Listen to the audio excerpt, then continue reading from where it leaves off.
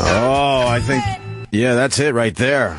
Beastie Boys, good morning. I'm trying to find who wanted that song today. Good morning, Jimmy. Hello. Good morning, Sherrod. Hey. Let's special see. guest Sam Roberts. And Sammy. Samuel. Sam's a hard get. A big get for us today. I just want to give J. Sam's 13 the credit for picking today's song, Beastie Boys, Intergalactic. Yeah, that's a good one by the Beastie Boys. That's a hot song. You like a lot of the Beastie Boys there, Of course, Sherrod? it's Brooklyn, baby. That's hometown boys for me. All right. I remember chasing them for their bikes. What's up, Sammy? How are you? We're understaffed today, and everyone's... I know, I love it. Everyone's in a tizzy. I love it. I like watching from a new outsider's perspective. Like, you guys figure this out. I don't know. What's going on? Where's everybody? Me and Jimmy got this. In the end, we got this. No I know problem. that. In the end, we got this, but... Wow. I guess Roland decided to take a little vacation with E-Rock. How is he? And then they're a couple? Well, Sherrod, the staff of the show they're actually spread across the continental United States right now. Good. Yeah. They're on the campaign trail. Right. The Stangles backed out last minute because they have something to do with NBC. Right, the Stangles are at their job instead of... Well, they have a real job with NBC.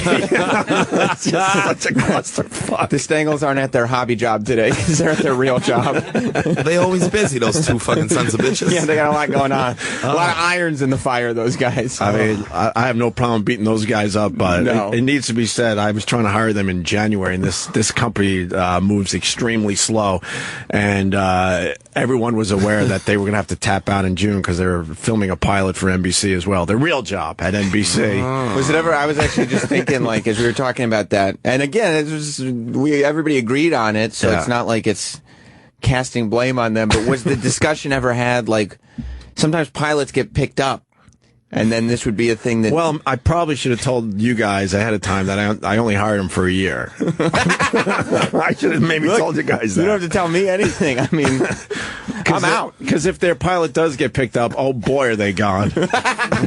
Just like anyone else around here, just waiting for that next opportunity so they can get the fuck out of here. Yeah, I think. So maybe I should have told you guys that as well. I mean, they were called to Stanford to do an edit on this pilot, Harry Connick Jr. pilot, some kind of talk show. That looks like it's going to be picked up. By the way, because I saw the set. They don't spend money on a set like that unless they really believe in the talent. Women love Harry Connick Jr. too. Harry Connick Jr. has got a talk show? I believe He's about to. Yes, maybe I shouldn't have announced that because I think they're trying to keep that under the rug. But Welcome to the show. But then I The mean, dude who got killed on Independence Day. yeah, Who got shot down with Will Smith. But to put it all on the table, then the Stangles called me late last night and go, look, we could come in here, we could come in for a couple hours, make sure you guys are all set up nice before we go to Stanford for this edit. And then stupid me, I certainly get things wrong. I go, nah, we don't need you. Go enjoy your day off. And then, so now other people, I think, are probably mad at me around here because I forgot that we were understaffed to begin with. So we made it even worse for Travis and Adrian. Yeah, Travis and Adrian are here, but E-Rock is, he's got his own show now. So he's, People get their own shows around here and then forget about the main show. Yeah. I mean, the craziest thing about you, Opie, as like most people in your position are like, okay, I want to make sure my team is my team and their main priority is me and blah, blah, blah. Yeah. You're the one who's like, spread your wings, guys. I'm just handing out radio. You want a radio show, Sherrod? I'll think about it. All right. Because for some reason, that's what Whenever I do you're ready. now. That's what I do now. I'm just giving away radio shows. You're separating your team. Yes. And That's then not a good thing. And then they forget about the main show. Yeah. My thinking was, look, have some fun on the radio, but don't forget about the main show. Me and Jimmy. This is everything for all of us. If this fails, then we're all gone. Have Sam get the breakfast this morning. Just remind him. Hey, I'm a guest. Okay? That is true. They all forget. I think Sam would stay on his own and do well, and E-Rock might have a once-a-month thing. Yeah. But, you know what? I have a feeling that if they're fucking allowing, we have to watch this shit because they're allowing these other shows to get built up so they can give you and me the boot and save few bucks. You know it's what? Be the Sam Robertson in the afternoon show, and the E-Rock at night, overnights with stupid football. But I will take blame for telling the Stengels they don't have to be here when obviously they should have been here for a couple hours. Then you got Don bitching and complaining in Washington, but he doesn't have the smarts to maybe get on a train and get his ass up to New York because it's a clusterfuck behind the scenes today. Yeah, because I liked it like today. Because I saw that snipping going on the emails. There's some dick waving going on. Who's snipping at who? Don's waving his dick at Justin Stengel, and Justin's waving his dick back. Oh, whoever's in the middle of that is lucky. And then in the end, Don, is probably sleeping in this morning in Washington instead of maybe being here to make sure things run smoothly. Because we got a lot of moving parts today, Sherrod Small. I see it. It's like a puzzle. We had to cancel your boy Kurt Metzger. That's part of this puzzle. I was for that, though. I was for it. Well, it was never really. It was a last minute booking. It's a crazy couple. Yesterday and today are crazy shows. So which is great. Yeah, and Kurt was added on last minute with Sherrod. Yeah, but we have a crazy show today. So we'd rather have them come in when he can fucking have the show. Yeah, because a lot of times we don't mind throwing a whole bunch of mics on this table, but the problem is then people don't get their shit in, and then they got up for no reason. Right. The fact is we had to cancel Bill Bellamy already. Good. And Tammy Pescatelli already. And then you're saying Kurt's coming in last minute, and then we're like, all right, we'll try to figure that out. And then Marc Maron decided, well, we got... He trumped everybody, Marc Maron, because he's hot right now. I'm not saying he decided, by the way. We found out that Marc Maron's going to be in New York, so of course we reach out to him and go, oh my God, Mark talked to the President of the United States. He's got a black friend now, so he's important. He moves right to the front of the line. You talk to the President, you move to the front of the line. It's annoying. So then we had to cancel Kurt last minute, but Kurt can come back anytime he fucking wants. He knows that. We could have had them both, but it's too many. We just have a lot of people. Then we have Ann Coulter, who some people have certain opinions about. But Ann has some things she really, really wants to discuss. Like this what is the kind only of opinions? This is the only show, by the way, with a bigger guest list than a staff. Yeah, an audience. And then the whole time we did not cancel the tranny band. We certainly did not. You can't cancel the tranny band. Well, let's be real honest. But that would have solved a lot of problems if we canceled the tranny band. They're called Select Girls. Because technically, I think Bill Bellamy was canceled for a tranny band. Well, no, we just couldn't. We had them booked first, I think. I just want to make sure Bill Bellamy knows he might have been canceled for a tranny band. Yes. Make it hurt a little bit. Lainey reached out to me and she said, hey, do you guys want these secret girls in? Now, I've never heard of a tranny. It has nothing to do with my personal enjoyment of the transgender community. You just like music. You know what? Thank you, Sam. Yeah. I just like to hum along. You're a music fan. And they're called a secret band? Yes. Because they have some secrets, They do they? certainly do. And hopefully they know how to keep them because their new road manager just... So... I think that Travis, you want to add anything? Do we have this whole thing? Yeah. Okay. All right. It's just all amusing to me. Because then Travis is the voice of reason in some of these emails when there was some dick swinging going around. Travis is more of a cocksucker than people think. Travis is very argumentative, but he's good. Travis is a very valuable I didn't guy. argue. I just said this is what we're going to do. Yeah. I was so happy that I haven't been taken off the staff emails yet. Oh, really? That I could just look. I just saw them all going, and I was like, okay, that's going to be my train reading in the morning. I'm just going to catch up on. That's your New York Times. Yeah. Or your homeless newspaper that he passed out on a train. And then Roland, like yesterday they asked about this. Do we have too many people? Yeah. And we said, yeah, we just, we have to, because Kurt, he just threw on last minute, like, we'll have Kurt come in next week because then we can have a full show with him. In the end, that was Jimmy's decision. It was the right decision. Jimmy's like, I think we have too many guys. We love Kurt and all these other guys, but there are times we have too many guys Where in it's here. just a Cancel them. But it wasn't even, it was literally when it was first mentioned, and then he doesn't look at his email. So this morning, Hope comes in and goes, I had to cancel Kurt this morning. I'm like, what was it yesterday? Like right after it was mentioned. Right. Well, Roland goes, I misunderstood Jimmy's, No, he didn't. Jimmy's email. And I go, I said it wrong. I'm like, look, it was pretty obvious. It was clear. It was very clear. Jimmy basically said, we have too many guys. I don't know how you misunderstand that. But it wasn't even cancel Kurt. It was like literally he's supposed to say, do you guys want to do this? Yeah. And we're supposed to go yes or no. Yeah. And anytime we would say yes to Kurt Metzger. Anytime. But because it was last minute and because everything had gotten fucked up and because people that are in today, he thought were in yesterday, and we're like, no, they're in Thursday. It was just a complete mess that should have been handled better. It's very cool that a lot of people want to do this radio show, but I think we're starting to try to realize that maybe there are times there's too many mics, too many people in here. So Mark made it hard, but that's okay. It's a luxury problem because we really wanted Mark Maron. Oh God, yeah, we got to talk about that inside stuff about him, talking to Obama. I just said it's a luxury problem too. I should have hot coffee thrown on my fucking neck. I apologize. It would just be awesome if, like, also the people who work for the show really that badly wanted to be on the show too. Yeah, that would be nice. But you're right. They take that. I'm glad. Well, now Roland had to go to Miami with Iraq. Roland's texting me, so he wants everybody to know his going to Miami was approved by the bosses. So. Yeah, we don't think he did. We don't think he just up and went. God, we're just fucking giving everyone a beating. Everyone relax. It'll be okay in the end. Nothing better though with turning off your phone at 10 o'clock at night and waking up to.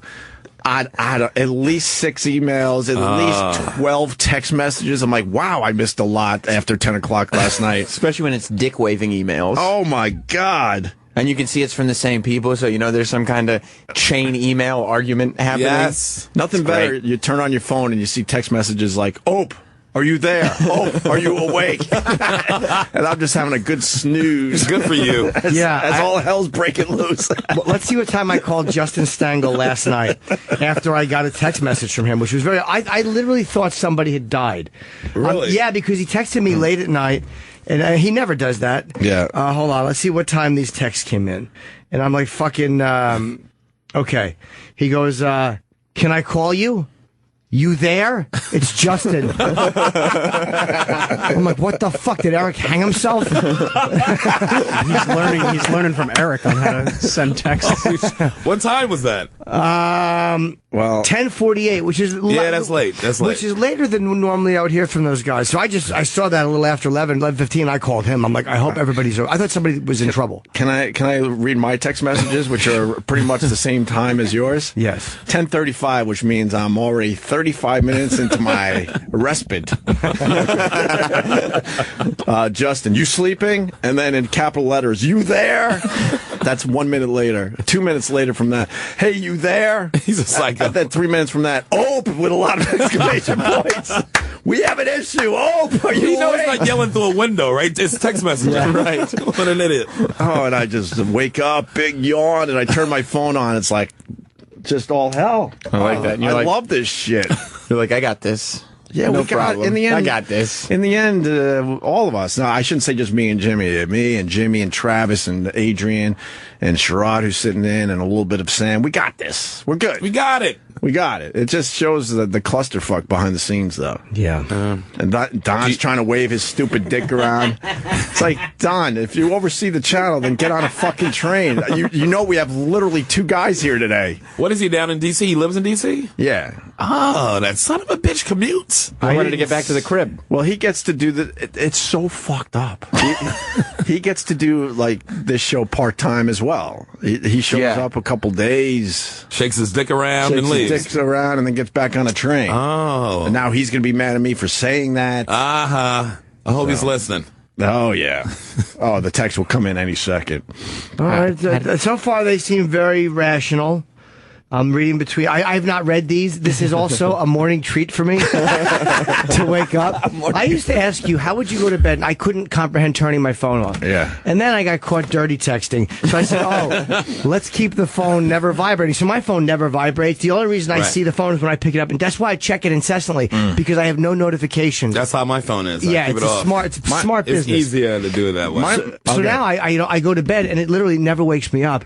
So I love it. I love not being able to be bothered late at night. It's wonderful. I turn the phone off last second, and I figure, like, if I have a loved one with an overturned car or something, there's nothing I can do anyway. Right. So call 911. That's what you learned in the 5th grade. So kindergarten. I'll deal with that shit when I wake up in the morning, and I'll be able to deal with that type of shit better because I had a good night's sleep. Yes. They don't need me. I've been turning off my phone for years. You have to. And it's kind of a treat when you wake up in the morning. Sometimes you get some nice little gifts. Like this morning, I just got a text message from Roland, by the way, if you want an update on what he's doing in Miami. Yes, please. Okay. He just texted me, I need a waffle. Oh. So he's going to go get a waffle for himself. I'm happy that I was able to wake him up at 5:30 this morning. Is that why he's up? No, maybe a little later, but whatever. Well, fucking Travis jumped right in. Like, while they're arguing, Travis jumps in with the, I'm not going to read all of it. I'm only going to read the first line. Not going to lie, this is really frustrating. Classic. Yeah, Good for you. He didn't like it. They were swinging dicks, and Travis was getting hit on each cheek. Yeah. Yeah. He said, take a look at this one. Yeah. Wonderful. Wow, he really fucking... that's a lot of writing, Travis. I haven't seen you do an email this long in all the years you've been here. Well, somebody had to lay out a plan for what Adrian and I were going to do. You certainly did. Travis heard there was a dick party, and he said, oh, nobody invited me. Ran right in. Yeah. Showed up, lips are ready. Yeah. That dick crashed the party. So I think that's everything. I think. Yeah. When's Roland coming back? He'll be back for Eric. Monday. Yeah, no, they fly back Monday, I think. They fly back Monday. What did he mean? Fly back Monday. Am I wrong? I asked E-Rock when he was coming back. I was under the assumption that they were all here on Monday. Oh, maybe you're right. I could be wrong. E-Rock gets to travel more for his once-a-week show than we do. That's because He has a he's once-a-week 2-hour... How many hours did I give him? Is he up to 3? I don't know. Yeah, I think I 3 gave hours. him 3 hours. He has a once-a-week show, and he gets to travel for it. He's got a good... We haven't traveled in 2 years. Well, I mean, Asking what you shall receive. Yeah, How is that what is going on around here? the channel's called Opie Radio. Opie from Opie Radio is a big fan of the E-Rock show, so Don Wicklin is like, well, if Opie's a fan of it, Yeah. all steam ahead with the E-Rock show. Yeah. But then we were trying to get iPads and things like that. So wouldn't you tell E-Rock, look, it's more important to get the iPads for the main show. You can't travel to Miami. He's got to do this Miami trip, so that way they have the system in place for when they take more days off in July when they travel to San Diego. Oh, my God. They're going to have 2 trips in the next 2 months? Wait, they're going to Miami and San Diego for a 3-hour show? For a throwaway show on Friday nights? What are you talking about? It's the Friday Night Delight. They're going to be when this show eventually goes away. They're going to be really shocked. What happened? What do you mean I'm not going to get when he goes and tries to renegotiate with Scott for his E-Rock salary? When this show is gone and he wants to negotiate for E-Rock's salary? No. You're on a different channel now. We're going to throw you on this at night. And then Sherrod's here, and we're going to give him and Kurt a chance to show the people what they could do with this race wars. That's right. They're going to do a 4-week run and then we'll figure out if maybe something's there. Yeah. Oh, it's going to be something there. And I'm giving Guarantee it. And I'm giving Sherrod the speech that there's no money to be had around here. And now you got to hear that the once a week radio show Flying all around the country. It's flying a staff down to Miami. That's right. I guess it's money for the white man, huh? Because I saw there was another kid on that plane. Giddles. Who's paying for Giddles? What are you talking about? Giddles is part of the show. He's got to be there. But who's paying for his way? Don't worry about it. Giddles needs to get down there. Wait, is Giddles? What do you mean? Wait, who is Giddles? It's What the fuck Giddles. is a Giddles? I didn't know that's what Giddles look like. That's Giddles. All right, I've Does seen he him work for us? Sirius XM? He works for E-Rock. He's one of the E-Rock boys. They got a crew over there. They got a good crew. He's Eric's best friend who does his show. Oh, okay. This is the best. I'm sure he's a delight. I don't know Giddles. Oh, I miss this shit. It's Giddles. This is the stuff I love more than anything. And they down in Miami doing a 2-3 hour show? And then I have to give you the speech that we can't give you a lot of money. Oh, I don't want to hear it, Opie. Yeah, they're taking a. Who's paying for Giddles?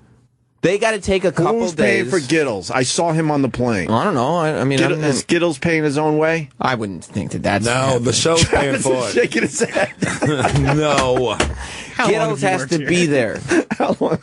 Are you serious? They paid for Giddles, and then they're giving me speeches about how they can't pay some of these guys that do the sideshows? It ain't right. Maybe if Race Wars I got brought to the some table money, by what the way, Giddles you brings son to of a the bitch. table. What, cats? the motherfucker with the cat?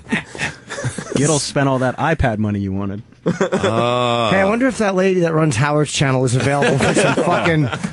I hear she really fucking cracked heads over there. She's just looking at an Excel document going, what is the Giddles budget? I hear she's no treat. You know what? Giddles. I hear she is But no efficient. That's what you treat. need. She may not be the biggest treat, but I hear she is one efficient lady. Who is she? Who's this chick? I don't know. She knows but- how to cut the fat. Oh, really? boy, does she. Something we don't know anything about. No, I mean, in any sense of the word. Send it to Miami. She showed up to work with a fucking butcher. Yeah, exactly. She showed up to work one Monday morning with a butcher knife and began lopping heads off. Oh, What do you that's do around here? Oh, no, you got to go. Oh, really? Oh, boy. yeah. But, you know what? No one fucks with her. I hear the people that are Still here, hate her guts. Yeah, that's good though. That's what you need. That's what you need. They hate her. I don't even know what she looks like. So But she's Jewish. fucking. That's what I want to see if she has a couple hours a week to come help the old Opie with Jim Norton program. Come over here and crack some fucking heads. Well, I mean, dumb behind the scenes stuff, but I'm fighting for a little money for Sherrod because, you know, he's been helping us out a lot. Yeah. And he's not one of these comics that hits the road where he can maybe get more people in the seats. It's just pregnancies waiting for me out there, Opie. Yes, he knows his problems. There's problems. So you stay close to home. So I'm like, man, can't we find a little money for Sherrod? And then I'm trying to get a little more money for Rich and Bonnie. And then I'm told that every turn there's no money around. And then Giddles gets to fly to Miami. On a G5, Well, we don't know. E-Rock for a once-a-week radio show. Who knew if E-Rock may have flown him? That may have been an E-Rock thing. We can't say yes, definitely. Who paid for Roland to be there? I don't know. I mean, E-Rock's show has a budget. Well, we don't have a budget. It's 100% true. I mean, Adrian told me something about one of his co-hosts getting paid. And Roland need 2 seats. Well, who's paying for it? I saw him in a seat next to the guys. Here's where our show is to blame because we don't give them notice for dates, so that the staff a lot of times has to take these days because we don't. I mean, that's one of the things. So we have to be fair about that. Sure, but the reality these aren't vacation days. No. But I mean, like I'm saying in general, like a lot of times the staff is gone. You got to go do something or whatever, but we don't give you the notice that you need, so it's hard for you guys to know what to do. But there are days where it's like, oof, it's we funny. got nobody. I love it though. I love how this turned into a clusterfuck. That's funny. It's all worked out, though. Sherrod is here. Kurt's not, but Kurt will be back very soon, with you or without you. Never heard of him. You're going to be doing a 4-week run with Kurt. Yes, starting July 8th. July 8th at... it's going to be a big show, big premiere show. 9 o'clock, right? At 9 o'clock, that's right, 9 to 11. So support Race Wars on this channel, and then after 4 weeks, we'll try to figure it out. Yes. I didn't give you any promises. I gave you 4 weeks. So we're gonna deliver. You really got Chris Rock for your first show? That's right, Chris Rock and Colin We Quinn. can't get Chris Rock. That's right. We sort of get Chris Rock. You got Chris Rock. That's right, I threatened him. It's revolutionary. Yeah. And Colin Quinn? And Colin. The star of Trainwreck? That's right, star of Trainwreck. He was excellent there, too. You saw it already, too? I saw some clips of his scenes. I got to see the movie already. It's really good. Yeah, I've seen a lot of Collins. I haven't seen the film, but I've seen a lot of Collins clips. She showed them at a some like after shoot thing, and they were really good. So good. Her acting is so fucking good. I didn't realize Amy Schumer was such a great actress. Well, she does. I mean, she works. Obviously, she does. She's an actress before she was a comedian. Yeah, she's like a legit actress. Stand up. She works out. There's the theater group which she will work out all her sketches in front of, where it's like these actors that she's been working with for years, and they're all really good, and a lot of them turn up in the sketches. And you go in there and you do a read in front of all them, and they offer. Amy's almost fucking like she's like borderline. What's the word? I was going to say autistic, but that's not the word. Asperger's, and that she can, as much as she'll say awful shit, she can take tremendous criticism. Yeah. So she'll throw it out there and go, all right, what's wrong with it? And she'll let these other fucking actors go, I didn't like that, or I didn't like that, and she's fine with. Right. So that's why a lot of it works so well, because like they can tell her, like, I didn't think that was believable at all. Yeah. And she'll go, oh, okay, and she'll just fix it. There's a scene in that movie where she's crying. I'm like, where did she get that from? She was thinking about some heavy shit. Because this crying is so convincing. Yeah, it was good. And I'm embarrassed to say it brought a tear to my eye, that scene. Nice. It brought a little tear, a little moisture. One man's crying is another man's erection fire. A little moisture in the eyes for the Opster, as he's saying. Sitting in the moisture in the eyes for the Opster. For the Opster. I'm like, God damn, she's got me getting a little moisture going. You know who's the best? You know who's a good actor in that movie? John Cena? John Cena's in it? Yeah, he is. I tried to bring up John Cena's ass yesterday, and of course Bob Kelly had to go gay on the whole thing instead of really letting it sink in how ridiculous this guy's body looks when he's naked. He's just all tree trunks. Yeah. He looks ridiculous. He looks weird to me. Has he been juicing? He has to be juicing. Look at the veins on his arms. I feel like he can't run. You know what I'm saying? Yeah, like his arms kind of stick out, and his arms look short because they're so wide. He's like a big troll. Yeah. He probably pumped like a ridiculous amount of weight before that sex scene with Amy. Yeah. Basically, John Cena is naked on top of Amy Schumer. You see everything. You see his ass pumping away. His ass looks like it's a prosthetic. It looks ridiculous. Yeah, but that's his ass. And That's then his ass, huh? And then he's in the bathroom after they had sex, and then he turns around. And he has a towel hanging from his dick. His hard dick. It's an erection. Yes, he's still erect. And I'm going to tell you this about John Cena. shaves everything. I believe it. That's right. Like a seal. I saw it. That's exactly right. I want to talk about Trainwreck a little more, but we got a big get on, good. on line one. Ladies and gentlemen, live from Miami, it's rolling. Here we go. Row! Hello. What's going on, buddy? Well, the pool's about to open in an hour, so you're still at the pool? He's eating a waffle, waiting for the pool to open. That's all hell is breaking loose. Breaking loose here in New York City. That's right. Yeah. That's cool. I wasn't sure, but I was a person like, I'll go, but I'll stay if you want me to. Like, no, you can go. I'm like, all right. Okay, That was not the language that I grew up with. Is that his phone or him? That's the waffle. It's a combination. Is it a combination or is that all him? It's too much syrup. Yeah.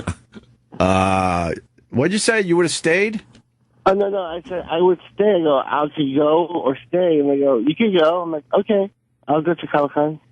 They said he said he would have stayed, but they said you can go. They said Yeah. So he's saying basically he was offered a Miami vacation, and he'd be a fool to turn it down. I completely agree with him. Yeah, I don't blame you. I would have went too. I mean, if Don is offering free trips to Miami, who would say no to that? Also, free dinner, too. It's luxurious. You got a free dinner. That's your money, Sherrod. You son of a bitch. You just took Sherrod's money. Did Giddles eat? Yeah. Oh, yeah. Giddles is eating your paycheck, Sherrod. Giddles eating too, huh? Giddles is eating. Who paid for Giddles to go to Miami, Roland? Can you find that out for us? Yeah, that I don't know. I mean, we have really nice rooms. We're like in a resort. Giddles got a room? Oh, yeah. We each have our own room. That's your money, Sherrod. Ain't that some shit? Giddles is eating your money, Sherrod. Tell Giddles I'm gonna fuck him up when he comes back. You've worked hard for this, Sherrod. I was able to get Sherrod and Kurt literally pennies. Pennies on a dollar. So now you know where the money went. So Giddles could eat well. Where does Giddles live? Williamsburg? That's what it looked like in that picture. He does. I can smell it on him. I'll be waiting on the L train for that son of a bitch. Oh, Giddles is eating. Oh, Giddles is having a good time in Miami. Oh, he's having a great time. Oh, ain't this That's some on shit? your dime, technically, Sherrod. Tell Giddles to enjoy Sherrod's money this weekend. By the way, here's the email I got last night from Roland. Yes. At like 7:30. Kurt Metzger is coming with Sherrod, spelled wrong. Sherrod tomorrow, he just texted me. And then he wrote, is this okay with everyone? He may have talked to you. So they just kind of confirmed it. And then Justin wrote something about that's a whole lot of people tomorrow. And Roland went, just want to confirm that I should tell him another day. So then I said, yeah, confirm, tell him another day. Yeah. And that was it. Yeah, what happened there, Roland? Well, I had a few pina coladas. My bad. Pina coladas? Oh, yeah, they're delicious. They're free. Wait, Giddles had a pina colada too? No, but that's what I Everybody said. did. Yeah, we had ocean views. It was very nice, yes. So you're going with the my bad defense? My bad. He's going with the my bad defense. He's on vacation. He can't be expected to keep up with everything that's going on. How's Z-Rock doing down there so far, Roland? Well, he's doing all right. We each have an ocean view, so he's probably in his sleeping. Makes you guys long for home, doesn't it? Oh, there's a pic. Son, look at these motherfuckers. They're going to tag you, too. Look at that. They got a nice hustle going. You got a nice hustle going there. Yep. Nice hustle. Hope you're enjoying yourself. Are you guys in regular seats or is that first class? No, that's a business select. Business Select. Well, I don't know business select. Yeah, Race I know it's Wars extra ever- $45. That's what it is. That's right. Does Race Wars ever fly Business Select? What is that? Not Is unless that- Peter Pan Bus Service has it. Is that some in-between shit between first and... Oh, yeah, that's Yeah. extra leg room. All right. Extra leg room and free snacks. I bet Sherrod Small could have used that $45 Giddles payment. I could have made a soup out of them snacks. Last me all week. Yeah. I can't listen to this company say they don't have any money if they're flying Giddles and rolling Somebody's and Eli lying. to Miami for a show that's on once a week on a Friday night. You have to prep this for San Diego. You have to do this trip because otherwise you're going to go to San Diego and you're not going to know how the show travels. How hotels work. Right. You know how nice your check would be if these guys don't go to San Diego? Fire them, Opie. Fire them. Right in front of me, right now. Donald Trump it, nigga. Donald Trump these niggas. Sam and I used to go to Comic-Con together. I would do all my dumb chip interviews and my regular, and Dumb, Sam they would were do. great. But Sam would do his stuff. He would go out. I would try to get Sam for something. He'd be doing a whole shitload of stuff for his show. There's a lot of. But interestingly enough, we did it without having to bring a staff with us. We didn't have a booker. We No, didn't just have me and It you. was just me and you. No Giddles That's on that true. trip, huh? No Giddles, no free vacations offer. Roland, you didn't get offered one when Jim and I went. And we were doing stuff just for the main show. The actual one that people like listen to. Yeah. Yeah. And you were doing other stuff for Sirius XM, too. Sure. They had you doing a bunch of stuff. But did you have big guests in San Diego that's coming up? Who do you got? So Dan Radcliffe. There's a couple other people. I think you said Gay Rightcliffe. I think No, that's what it Daniel. was. There's a gay right. Daniel Radcliffe. Oh, I thought you said gay Wyclef. Yeah, I heard. I Is it a heard gay Wyclef? You just say Wyclef, right? You don't have we know it. We already assumed the other part. All right. Well, enjoy Miami as we try to figure out today's show there, Roland. I'm interviewing Chewbacca today. Wow. It's worth the trip to Miami because if it's the real Peter Mayhew, he rarely does a convention. No, he does them a lot. Oh, does he do all of them? Yes, he does. Oh. Every single one. Like the ones that are in Long Island or Manhattan. Yep. He's what? The guy in the suit? He wore the Chewbacca suit in the 70s. SuperCon. That's what they down there for? Yeah. You nerd motherfucker. What? That's where your money went, Sherrod. Fire them, Opie. To SuperCon. SuperCon? So they nerding it out in fucking 4-star hotels. For SuperCon. Eric is on the website, though, too, if you look at it. He's on the website of SuperCon. You don't go to SuperCon and then have a beachfront Eric. hotel room. Wait, Eric Nagel, the host of... Wow, look at this. Eric Nagel is the host of It's Eric Nagel on Sirius XM and the senior producer of the Opie and Jim show, formerly Opie and Anthony on Sirius XM. Eric will be recording for the It's Eric Nagel show at Florida SuperCon with Roland Giddles and Lisa. Who's Lisa? Oh, I know Lisa. She's a comic from Florida. I like Lisa. Oh, so she's already there. She's a local. She lives, so we wait, had- hold on. She moved to L.A. Now, does Lisa still live in Florida? No, she lives in New York now. Oh, that's right. I did see her in New York. Did we pay for Lisa, too? No. Okay. Lying. Eric has been working in radio since he was 16 throughout New York City, Long Island, Pennsylvania, and Florida. He's been with Opie and Jimmy, formerly Opie and Anthony. So is it Opie and Jim or Opie and Jimmy? I told you, it's Opie with Jim Norton. That's the only way I'll accept it. I'm not a replacement for Anthony, and they can't get it right. Opie with Jimmy. Opie with Mr. Norton. Opie with JJN. Opie with James Joseph Norton. What's the name of the fucking show? Formerly Opie and Anthony for over 10 years, and the host of his own show, It's Eric Nagel. It's the same paragraph. It's Eric Nagel features Eric E-Rock Nagel and Matt O.G. as they discuss topics that He says his name a lot. Where is this press release? It's on the SuperCon website. Now, I'm going to take a stab at this and say that E-Rock might have wrote this himself. Of course he did. He sent it to his grandparents before he sent it to the fucking people. but he got it on the Florida SuperCon 2015 website. That's going to translate to listeners, I think. I guess it was a big get for the Florida SuperCon. Yes. SuperCon. He's the only one Probably. big. SuperCon. He's only- SuperCon. SuperCon. I would love you, SuperCon. I would love this all. I want to do is SuperCon. Would love you. Want to love you, SuperCon. All right, the last money. last paragraph is good. This is how you know E-Rock wrote it. Yeah. Besides work, Eric is a diehard The Simpsons, Doctor Who, WWE fan, as well as platinum status with Royal Caribbean. He hates pussy. Nothing is more anti-pussy than that lineup. God, I love this. All right, Ron. Yay. Enjoy your time in Miami. Yes. Bonjour. You have fun on my dime. Yep. That's what that is. All right, so you're with me with the John Cena ass, how ridiculous that whole thing was? His whole body. It doesn't even look like a person's body.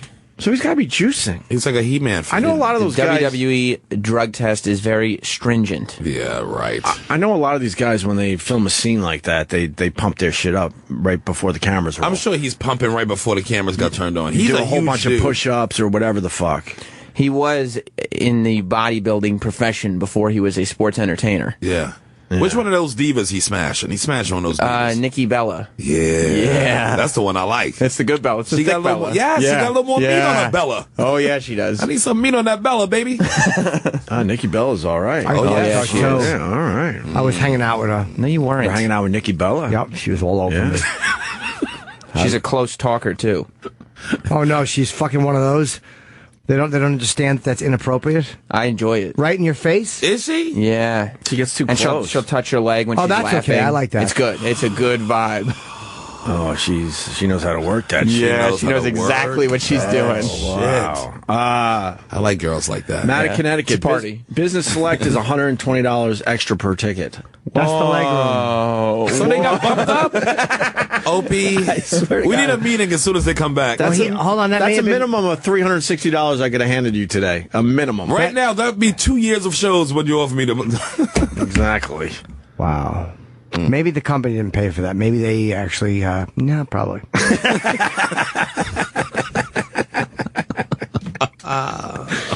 Oh, God. Oh, man, they're getting away with murder around here. I love how the sideshows are becoming way more important. They're just way more important. They're getting more funding. They get more funding. All right. So that's that then. Can you pull Nikki Bella back on that screen for a second? God damn. Well, we had Giddles up there for your... He makes every time I see his your viewing pleasure face. I don't know Giddles. I've never seen him. He's a good guy. I'm a fan of Giddles. I want him hit by the L train. He's aight. Well, good luck. The L has been so slow lately, as you know. You know how I am on the subway. I know how you are. Took the 2-3 to Brooklyn. You just learned it. I looked at some places in Brooklyn yesterday, man. Fucking nice. Great. Yeah, the neighborhood's really nice, though. A little I don't know yet. Which neighborhood? It's near the Barclays? the Fulton Mall or whatever. Yeah. That's near Barclays. Yeah. Not too far from there. It's getting there. It's right over the bridge. It ain't there yet. It ain't there for the kid at 2 o'clock in the morning yet. But they always say that's where you got to buy and wait for the neighborhood to come around. And if you feel like that neighborhood's going to come around, you're going to be in a that good spot neighborhood's expensive. in a few years. It's very expensive. I saw a place though with a beautiful view, a terrace. You could see Manhattan. But then the woman is telling me like, yeah, well on this side, on the south side, there's going to be a building built up, and it might be a little bit close. So a lot of people on the south side might have to have their windows concreted over. What? Like they're going to build one skyscraper so close to another one. They do it all the time. It wouldn't have affected me because, I guess the way the building is shaped, I would have been okay. Yeah. But I would have had 30 feet between me and another building on a terrace. I'm like, I don't know if I want to look right into someone's window on a terrace. Depending on who it is. That's a good point. This is key in New York. You could spend a shitload of money for a really nice, apartment and a view, and you're paying for the view in the end in New York City.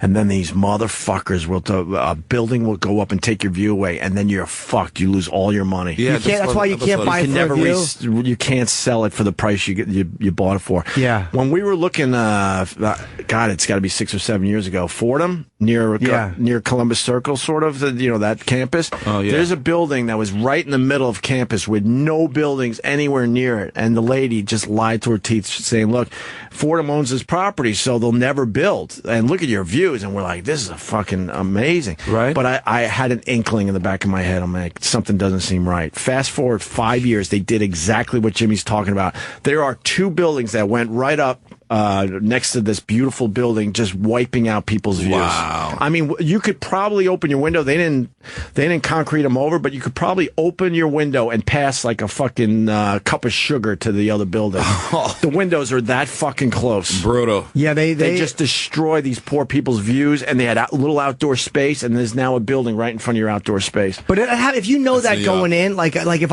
I bought this place, I'd be like, I know going in that I'm losing this. This is just temporary. I'm not gonna be able to see shit.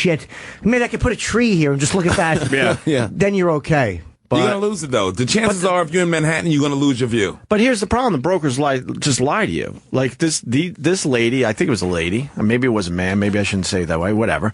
They lied to us in the end. Oh, I believe it. Because I kept saying, well, what if someone builds here? Look, they own the property. They'll never build. But they decided, the property said, fuck, let's put up these massive buildings. We can make a shitload of money. We'll turn, I think they said the bottom half into dorms, and then the top half, I think, is for private residents. Wow. So they make all the money on that. Yep. That's crazy. But at least she's being honest with you, saying that they're going to, there's a building going up. It's the first thing I asked when I walked in. Because I don't know, it's like you just don't get it for review then. But it's called air rights, and you got to watch that shit, man. Yeah. In Manhattan and Brooklyn. And Coulter's here already. Jesus. We got a break real quick. We'll wait a few minutes, and then we get a break, and then we'll... Yeah, tell her to hang tight just for a couple minutes, and then we'll get to her. Should we do the Confederate flag on the street in Harlem? We got that. We got the emoji thing from Mike Francesa. Did Don Lemon get fired? No. I don't think so. I hope not. I think he did. You're the second person to say that. No, I think Deadspin wants him fired, or there was an article. Because I Googled that, too. Okay, you Googled it and didn't say that. No, let's check. Oh, they're saying fire Don Lemon. It's a request. Yeah, no, he should not be fired. That's pretty brave what he did on CNN. They were showing all his clips, like when he was asking the Bill Cosby accuser, why didn't she bite him? Yeah. They were showing all his greatest hits last night. Oh, yeah, that's right. He just said things wrong, but I don't think he was being a dick. He was just asking why I'm He's sure. like, you ever try one of these? He says stupid shit. Yeah, that's why I like watching him. I fucking go back and forth with him where he annoys the fuck out of me. Yeah. But now I actually like him because he just says things that you're not supposed to say in the press. He took down that Sunny broad when she's like, we have an agreement here at CNN that we would never use that word, Don, and then Don uses it, and she's like, oh my God, I can't believe you, Don Lemon, it's like, stop trying to guilt him. saying that word. He can say what the fuck he wants. Don't try to use your fucking blackness against him. He can say what the fuck he wants to say. His explanation Sonny. was perfect. He goes, as a news person, of course we should be able to use that word. Yeah. Not in a hateful way, like just calling someone that just to say it. As in describing the news. Right. See, our job is to we're the record. Our job is not to sanitize. Yeah. He's right. He is about as close to Howard Beale on television, though, as you can get from Network. I loved Howard Beale from Network. When he walked in the rain, his little raincoat, sat right down. He is that guy. Can we see Don Lemon's greatest hits? Where's that? I don't know. I gotta find it. Oh, they just played it on CNN, so maybe it's out there somewhere. They played it on CNN. I mean, Wow, I don't think CNN was. no, I apologize. The morning show's taking shots. Somebody else played it. Yeah. Thank you. We have a very busy show. It was good stuff, though. He had some good hits. And Marc Maron and the Secret Girls. Now, who are the Secret Girls, Jim? Well, all right, let's see. They are. That's who I was trying to cancel to make everything work, but someone in this room demanded that the Secret Girls stay booked. I'm excited about that. I felt like we shouldn't go for the low-hanging fruit, and by that I mean bananas and 2 tangerines. Someone in this room demanded They're doing that they stay on the docket. It's their first live appearance this Sunday at Headquarters Gentlemen's Club for New York City Pride. Apparently, it's Gay Pride Week. That's right. I have to say that like I didn't know it. And admission is free.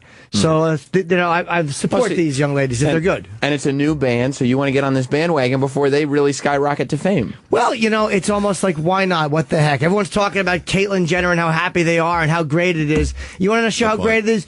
You try to support people, but if they're no good, we'll say they're no good. Yeah, after they leave. Treat them After we get their numbers, we'll say it's no good. Yeah. And where they from? Where's this band from? I honestly don't know much. They're from all over. Yeah, there's a bunch of places. And, Nikki's the one in charge, and she recruited. Isn't she a Jersey person? Yes. What do they she's look from like? Jersey. Let's see what the Secret Girls look Let's see like. the Secret Girls. Where are the Secret I have not Girls? seen what they look like. I probably should have. I don't think that's them. That can't be the Secret No, Girls. that's not That's the Secret Girl. Girl? No, That's not the Secret Girls. That's the Secret That Girls. looks like the Secret Girls. Yeah, that looks like the Secret Yeah. Girls. Delightful. Hello, ladies. See if they're good. All right, well, Okay. we certainly will. That's see them, if they're man? good. That's them? Yeah. At music? They look cute. They look cute. Like, Somebody girls. demanded that we do not cancel the Secret Girls. Well, sometimes you're a little more protective of one booking than another. I just felt I literally did just feel bad. Like when this is probably 3 weeks in the making, and she had texted me, and then I said, "Let me ask." I always say, "Let me just talk to Opie about it," and we have to bat. I just can't say yes. It's all good at the end. Is that one of them right there who's walking? No, that's a Victoria's Secret model. No? Well, no, maybe a little too hippie. She is a transgender model. No way. Carmen Carrera. Wow. What? But she might have had Spanish, she might have had the The loppy lop? yeah. Jim, finding out that she's transgender, does that take her off the table for you? Jeez, What do you mean? That's Sexually? Take her off the table. No. I mean, you think puts that's a her on woman. the table, I was born a guy. Come on. That was born a transgender person, That's right. Opie. Oh, whatever. You would think it's full on woman, like if you saw her in the street. Yeah, definitely. Yeah, definitely. All right, and Coulter's right outside the Is that studio, her? so- Is that dude? Yeah. It's a pretty boy, though. Oh my good God That's Almighty! the same person? Well, we don't need to see that slander. That's slander, for Pete's sake. What? What? That's pretty crazy. That's the same person? That's slander. Makeup's come a long way. That's a lie. I'll tell you that shit. I don't believe it. I will not hear these rumors. You see Caitlyn Jenner with the dune buggy thing? For Father's Day? No, what she's doing is full Caitlyn on a dune buggy? Yeah, they went out for Father's Day. Her and the Kardashians and Kanye and one of the Jenner kids, too. But she's got high heels on and a long flowing dress to In go. a dune buggy? Thank you. That's inappropriate. Look how Bruce dressed. Ah, stop it. See, that's just dumb. You wear sneakers and It's Father's Day. She wants to celebrate Let me tell you, herself. when you've spent 64 and a half years wearing sneakers and man shorts, Okay, and then you yeah. finally tell everyone, "Hi, I'm a lady." You fucking. He's gonna wear heels to the beach, in the pool. He's gonna wear a fucking bra no matter what he's doing. If he jumped out of a plane, it would be in a fucking bra with a tuck. That's in a fucking wig. So it's gonna be high heels everywhere. You think? Everywhere. That's a giant dress. Yeah, that's a big long That's dress. a giant dress. She's gonna be overdressed everywhere she goes. Everywhere. I mean, they're riding dune buggies. You don't dress like that for a She's dune like buggy fucking ride, right? Alexis Carrington, Kobe Dexter. Yeah. Dynasty. Oh. Okay, there you go, Sam. Okay, He's I'm there. young. Why don't we break so we get Ann Coulter in here, right? And then we'll have let's have some food too. Why is Caitlyn wearing that? Well, that's why I brought it up. It doesn't seem She right. wants to wear. She hasn't gotten to wear pretty dresses. Is anybody else in the picture in a dress? No. Well, Kim heels? Kardashian, I guess. Everyone else is wearing the proper wear for Yeah, riding Kanye. dune That's what that buggies. is. All those years of fucking waiting. Now it's going to be fucking heels and dresses Yeah. everywhere. Sleeping in it? You think she's sleeping in it? With shower. You know how many times he's probably almost fallen in the shower because he's had heels on? You're probably right. I'm wearing them everywhere now. I believe that. That's really Bruce Jenner, right? Yep. Well, No. it was. Caitlyn. But I mean, that's Bruce, right? No. Caitlyn. Caitlyn.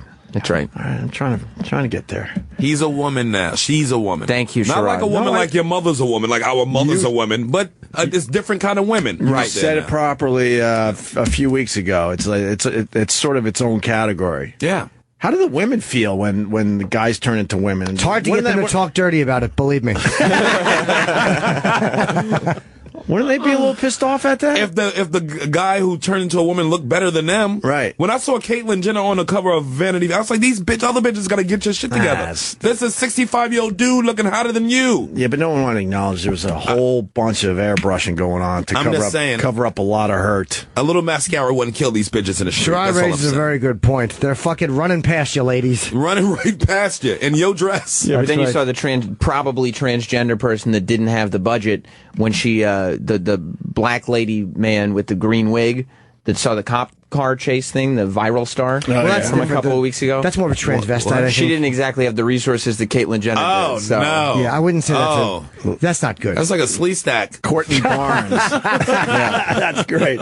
Courtney Barnes. Courtney Barnes is a hero. A hero, really? What did she That's do? What right. did she do? She's a trans person in that community. She's a hero. What community is it? Black people? Oh, yeah. Yeah, Courtney Barnes. We she have was in all the Platoon. trans. Yeah, but We got trans getting nominated for Emmys on fucking Orange is the New Black. We been had the trans, brother. I love. Yeah, the whole country's in on the old fucking fad. I could have told you this shit in 1991. And no one wanted to listen to good old Jimmy Norton. Good old Jim Norton's been singing this song since the late 80s, boys. Jimmy saw this in a crystal ball many years ago. That's right, and in his vehicle. You know how lame it is, this whole transgender thing? Big Brother threw in a transgender into their show. good. Because it's so hot right now. So it's the thing. They got to keep people watching Big Brother. Is that Big Brother show still on? Oh, yes. I tapped out probably 10 seasons ago. But you know what? It's still pretty good when you watch it. I turn to it and be like, let me see what's happening before the commercial come on. I'm like, oh, what a bitch. Yeah, it's good. Yeah, I liked It'll it. get you. I liked it back in the day. Yeah, we should take We a should break. break. I got to piss anyway. All right, we got to take leaks. We're going to get some food. We got Ann Coulter coming in to talk about the Confederate flag, I'm sure, and other issues. Yes. And, yeah, that's it. Excellent. Sherrod Small and I'll outside get the our studio. guest. Yeah. Oh, thanks, Adrian. Ann Coulter. Ann Coulter making her way into the studio. We just had her in, and she wanted it back, and we like that. She loves it there. It's funny, we bumped into each other at Fox. I was going to do the first Red Eye with Tom Shalhoub.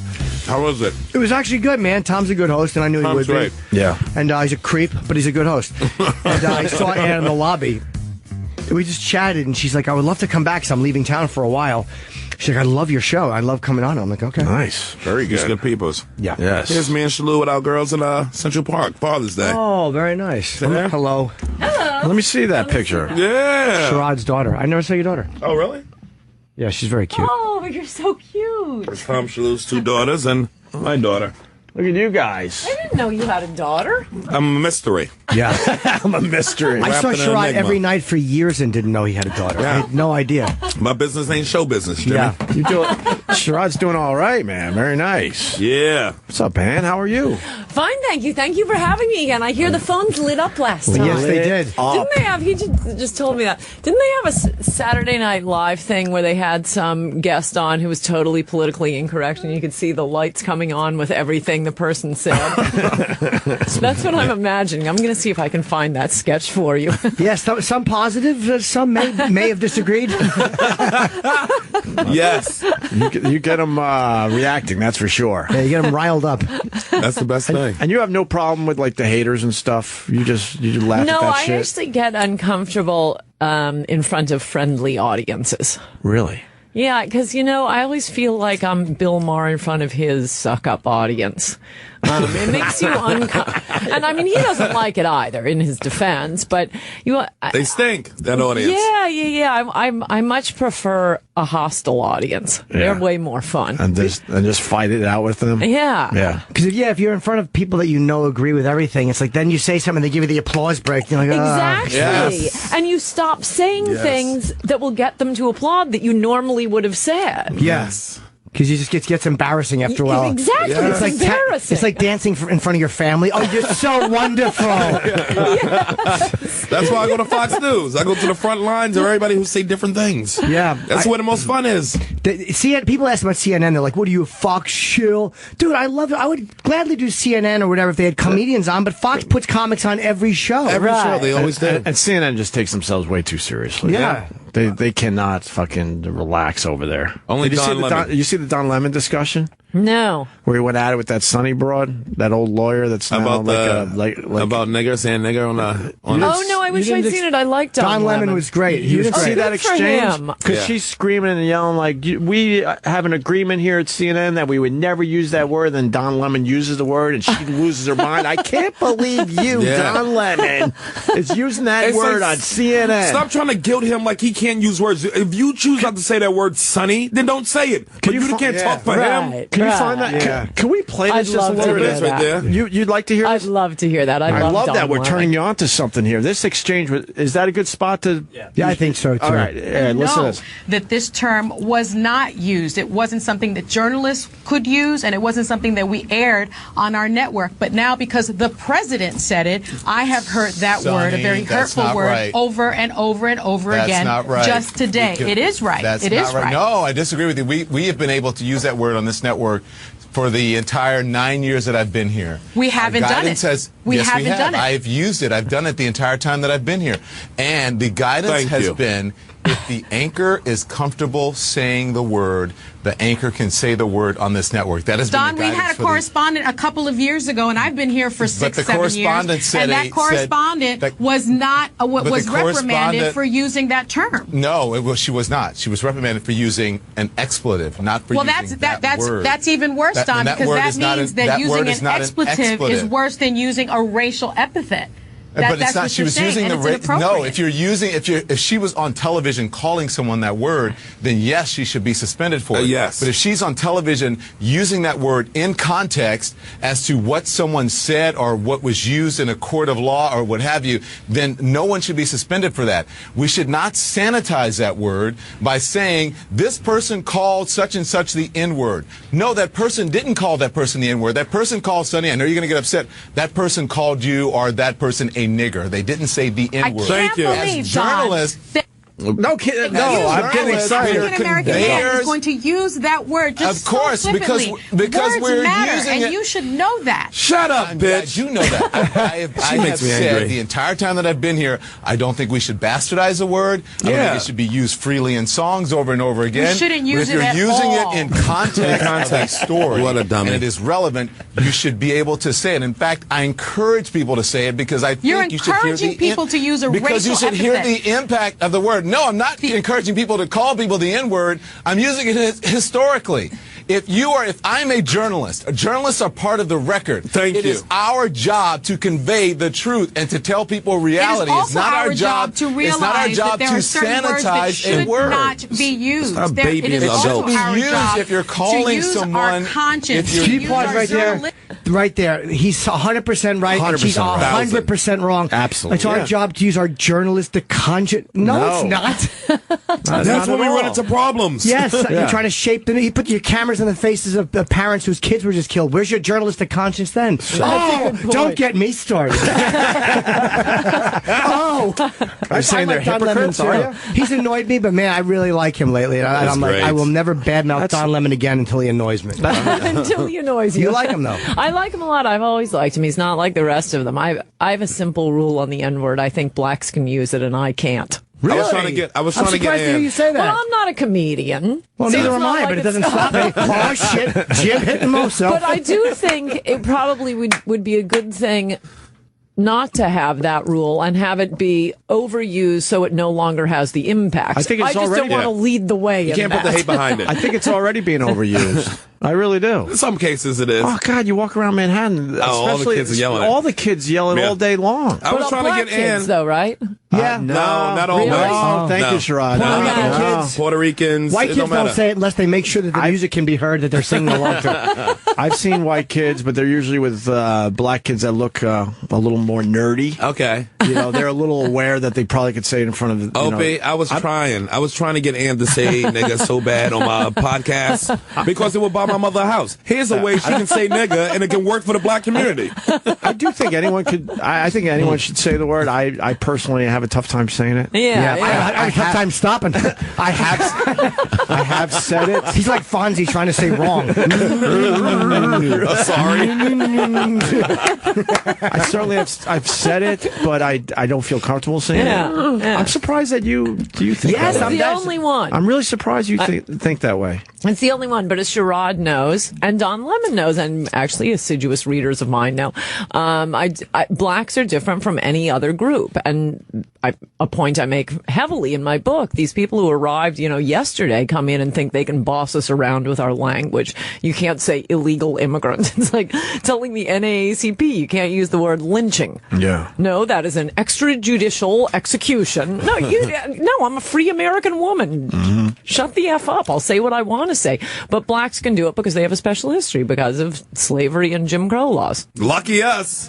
And by the way, that's a long-standing conservative position. That was always Justice Rehnquist's position. Civil rights are for blacks. We're not extending this to lesbians, to gays, to an immigrant who came yesterday. And I don't know, that just makes sense historically and emotionally. I don't know, but gays have been here, though. Gays have been here since, as long as blacks have been But they here. weren't slaves. Yeah, no, they weren't. That's true. Not in a bad way. Unless they were black Right. gays. Yeah. Unless they were paying for it. Black gays were slaves. They didn't get those. Exactly. Yeah, they didn't work. There's like no don't ask, don't tell with slavery. It seems like the younger. It's like we don't care. Yeah. It seems like the younger generation don't understand the word as much as like older black males and females. Because it means more, I guess, to they really heard it yelled at them, and then when it came along with violence. But a lot of these, so they need to throw their voice into this argument more. I never hear them discussing how hurtful that word truly is. Because people talk about it. But then you see these kids running around using it like it's nothing. But I think the kids got a better grasp of it because they don't let it control them. Right. It would be good to move to that. It's nothing to them. I think it takes the sting out of the word. It's all the sting out of it. It means nothing to them. Like a young white kid probably wouldn't yell nigger to a young black kid to make him feel bad. Yeah. To bring him down. He'll yell something else, but he probably wouldn't yell that. You're right. Pryor's bit on that and Live on the Sunset Strip was really good when he went to Africa. That was a big, now it doesn't really matter, but that was 1980, 1981 when he said it every other word and he said it well. No one said it better than Richard Pryor.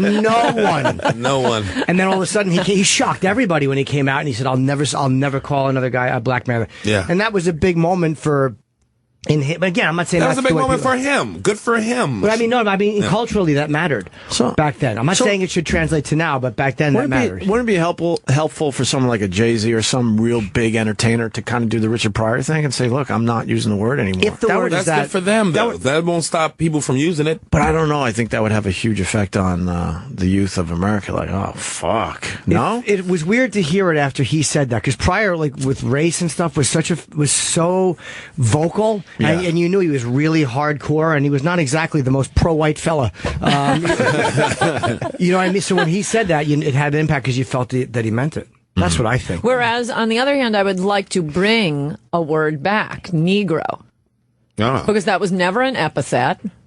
And in fact, elderly, or not elderly, but older, respectable upper class, middle class blacks always use Negro. That's why it's in all the Supreme Court opinions. Justice Marshall insisted upon it because black was a new thing brought in by Black Power. And they thought, no, we don't like that. We're not putting our fists up. We're making it in this society. So that was a word that was never used as an epithet and is a perfectly respectable word. But see, people my age and younger, we don't call ourselves Negroes. No, it sounds anachronistic more than insulting, right? It just sounds like you're using a word that nobody uses. Nobody uses. We rather African than Negro. You want African? Rather African than Negro. Yeah.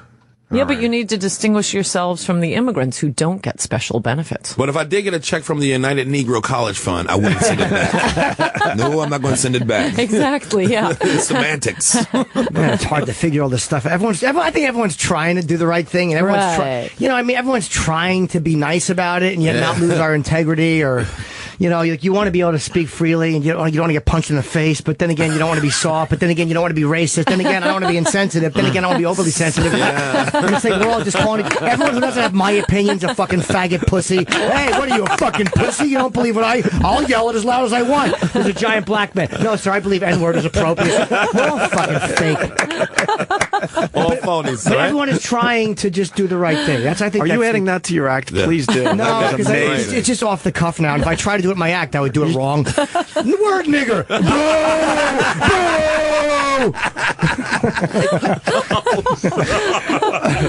I wouldn't do it properly. God, that's a brilliant fucking angle on it, though. You just described everybody. Yeah, and I think we all mean seconds. We were going to play your clips about the Confederate flag, but now you're here, so now would be might as well awkward. ask you. Oh, yeah. You got a lot of attention on your stance on the Confederate flag. She showed up in a General Lee today. I know, isn't that odd? I've never been a Confederate reenactor before. I said it more as a joke, like on Monday, that they would get rid of the Confederate flag on the General Lee, and they're doing just that. All right, they take it off the General Lee? Yeah. So what's on the top of the General Lee now? I don't know. A picture of Hitler. It's really odd. I said that more as a joke, that we're losing our minds to the point they're going to do that, and they're doing it. Wow. No, and what's annoying about it is it's just like this stupid little wish list of the Southern Poverty Law Center that is nothing. If you want to do something nice for black people, which I agree we should want to do, this was a horrible shooting. It was an unusual shooting. It's worth saying that in general, white people are not attacking blacks. It's quite rare. And this psycho unless they're cops. There we go. Oh, they're just taking your weed away. But if you want to do something nice for blacks, how about we stop dumping low-wage workers on the country through immigration? No, we're not actually going to help black people. Let's just do something utterly symbolic that's just in a long trend of things. And incidentally, I think I mentioned this yesterday, when Mississippi voted on this, not that long ago, you could Google it, it was like 2001 or something. They have the Confederate flag within their flag, or it's on their state house or whatever. So they had a full vote on it. 30% of blacks voted to keep it. This is kind of a new thing the Confederate flag we're talking about is the battle flag. It didn't fly over any Confederate buildings. It was the battle flag, and what it commemorates is, just look at the people talking on TV who were serving in Iraq. They're black and white. 90% of them seem to have Southern accents, don't they? It's a warrior history, and our Civil War was an unbelievable Civil War. They never end this way. Usually you still have guerrillas out in the, hiding and attacking the other side. This is one where we came together and said, what were we doing? We were fighting to keep the South as part of the Union. When Lincoln found out that the South had surrendered, he went out on the White House and he played Dixie. It was a way to bring the country together. Okay, you lost. You're giving up the slavery, and we're sending Republicans down to enforce it. But on the other hand, we will honor your service and not denounce you. And now we have this second generation immigrant, Republican governor of South Carolina, coming in and telling us what our history is. And I would also add to that, as you will learn from my book, the one place where slavery is thriving today is India. But she's going to come in and boss us around about something 600,000 white men fought to end in this country. But the thing with but you just said it too. It's like it was about slavery, the Civil War. When all is said and done, people say, "Well, it was about states' rights." No, it wasn't. Yeah, that was what it was about. So that flag, in a way, even though technically it may not have flown on state buildings, we all look at that, and it's almost like if a Jewish guy walked by and you throw your arm up in a Sieg Heil. Even if technically you haven't said that, we all know what it is. There's certain things that we know. I don't think that's true. You wouldn't have 30% of Jews voting to keep the Sieg Heil. Maybe not, but just because they voted, you look at the reaction around the country. I haven't heard any black people defend it. But that is a media-generated reaction. This is not the way people reacted. The Confederate, like we sent man on the street, like just to ask about the Confederate flag. Like, what do people think about it? Yeah, and people all kind of are like, I don't want to see it banned. Yeah, you don't have to ban it, but take it off the state capitol. You don't have to have it on a state building. It's a little irritating being there. It's like you did lose. We're one country, one flag, one tax dollar. Put that on your own private property. Yes. Fine, I don't care. It won't end with that. It won't end with that. They've already moved it from the State House to only over a Confederate memorial. This is just, I mean, you saw the Drudge headline today. Farrakhan's now demanding that we take down the American flag. And to be honest with you, that makes more sense. Because Farrakhan's hurting the cause. Slavery. Farrakhan, let them get rid of this one first. Now no one's going to listen to you. Existed under the American flag longer than it did under the Confederate flag. So, I mean, the logic makes sense. And moreover, it was the Democratic Party that fought to preserve slavery. It was the Democratic Party that spent the next 100 years discriminating against blacks. How about getting rid of the Democratic Party? Reconstruction was a bitch. When you look at Farrakhan, I'll say this. He really knows how to get himself into a story. Doesn't he? Boy, he knows. There's no one I want to interview more than fucking Farrakhan. I would love to check. I wouldn't even have to be on the radio. I just want to have coffee and ask him questions. Yes. He's awesome. He is awesome. Does he bother people? Oh, he gets under skin. I love him. But how many decades has been? Love him. A long time. And then he smiles, and you're like, oh, what a sweet man. Oh, and he hates your guts. Well, what is it? Amazon's banning the Confederate flag now, and eBay. I don't like them banning that sale between people. That's just ridiculous. That's bullshit. Now, like I corporations, think it's a totally synthetic that's crazy. issue. Corporations are showing us the way. Stop it. And I'm with Ann. It's all about. It's just symbolism in the end. What are we really changing with this fucking thing? Wow, yeah, they're nice. They're things that could be done. Right. I do think now would be an appropriate time to do something nice for black people. How about saving their jobs? We need to put the American flag down. We need to put the American flag down. Yeah. Because we've caught as much hell under that as the Confederate flag. How old is Farrakhan? 106. And he looks good. Seriously. Hold on, let me finish the quote. I'm not finished. I was pausing for all the applause from the people sitting in male and female. White folks march with you because they don't want you upsetting the city. They don't give a damn about them nines. Yeah, brother. And you're like, oh my God, this racist. Smile. Yeah, you're right, Lou. You call him Lou, huh? Good point, Lou. Jimmy pointed out in his tweet made Fox, local Fox, that they're still selling, Nazi memorabilia. Yeah. Even though they're banning the Confederate flag. Yeah, wait, selling it where? On eBay and Amazon and all these other places. They still sell Nazi stuff? Yeah. If you're going to have a moral stance, at least try to be consistent. Yes. Wait, what? I thought it was illegal. Especially when your statement is, it's consistent with our long-standing policy that prohibits items that promote or glorify hatred. And they sell swastikas. But they'll still sell swastikas. They'll still sell, communist stuff from Russia. White power books. Yeah, once you start down this line. And they should sell all the stuff. It's all fine. It's all allowed. But now they'll try to ban all the other stuff, too. Yeah. But let's see what is this Fox clip? I haven't seen this. See this. What is this, for Pete's sake? Now, as you might imagine, people are reacting on social media about this. Here are just two tweets. This one from Jim Norton saying, quote, please remember to thank eBay for banning that Confederate flag. And you see it's a picture of an Adolf Hitler on it. Here's my favorite part of that clip. Because because 90% of the people are going, who said that? She looked at that and assumed that everyone would know who normally it's like comedian and New Jersey born Jim Norton says to explain who this zero is. This woman assumed that people would just know who Jim Norton is. That. Me too. It's wrong, but good for her. And there's a picture in the tweet where it's an Adolf Hitler t-shirt. Sure, and I'm again. I don't care if they sell that shit, but let's not get carried away. Oh yeah, you fucking holier than thou, such liars. Yeah, but people again. Everyone's trying to do the right thing. Well, the phones are starting to ring. We have Van Coulter in studio. Let's say hi to Jeff in Jersey. Jeff, welcome aboard, Jeff. Hey, I'm starstruck. Oh my goodness. Which one of us? You're talking to four celebs and Adrian. Talking to Jim Norton. You know, last Farrakhan's July, 82. Last July, I started to listen to this show once again, and I've listened to it every single day since. And you guys, it's a fantastic show. Well, thank you. There, it really is. I can't say enough about it. And I did tell your screener that I had a slight issue, and I don't know how to bring this up without offending, but.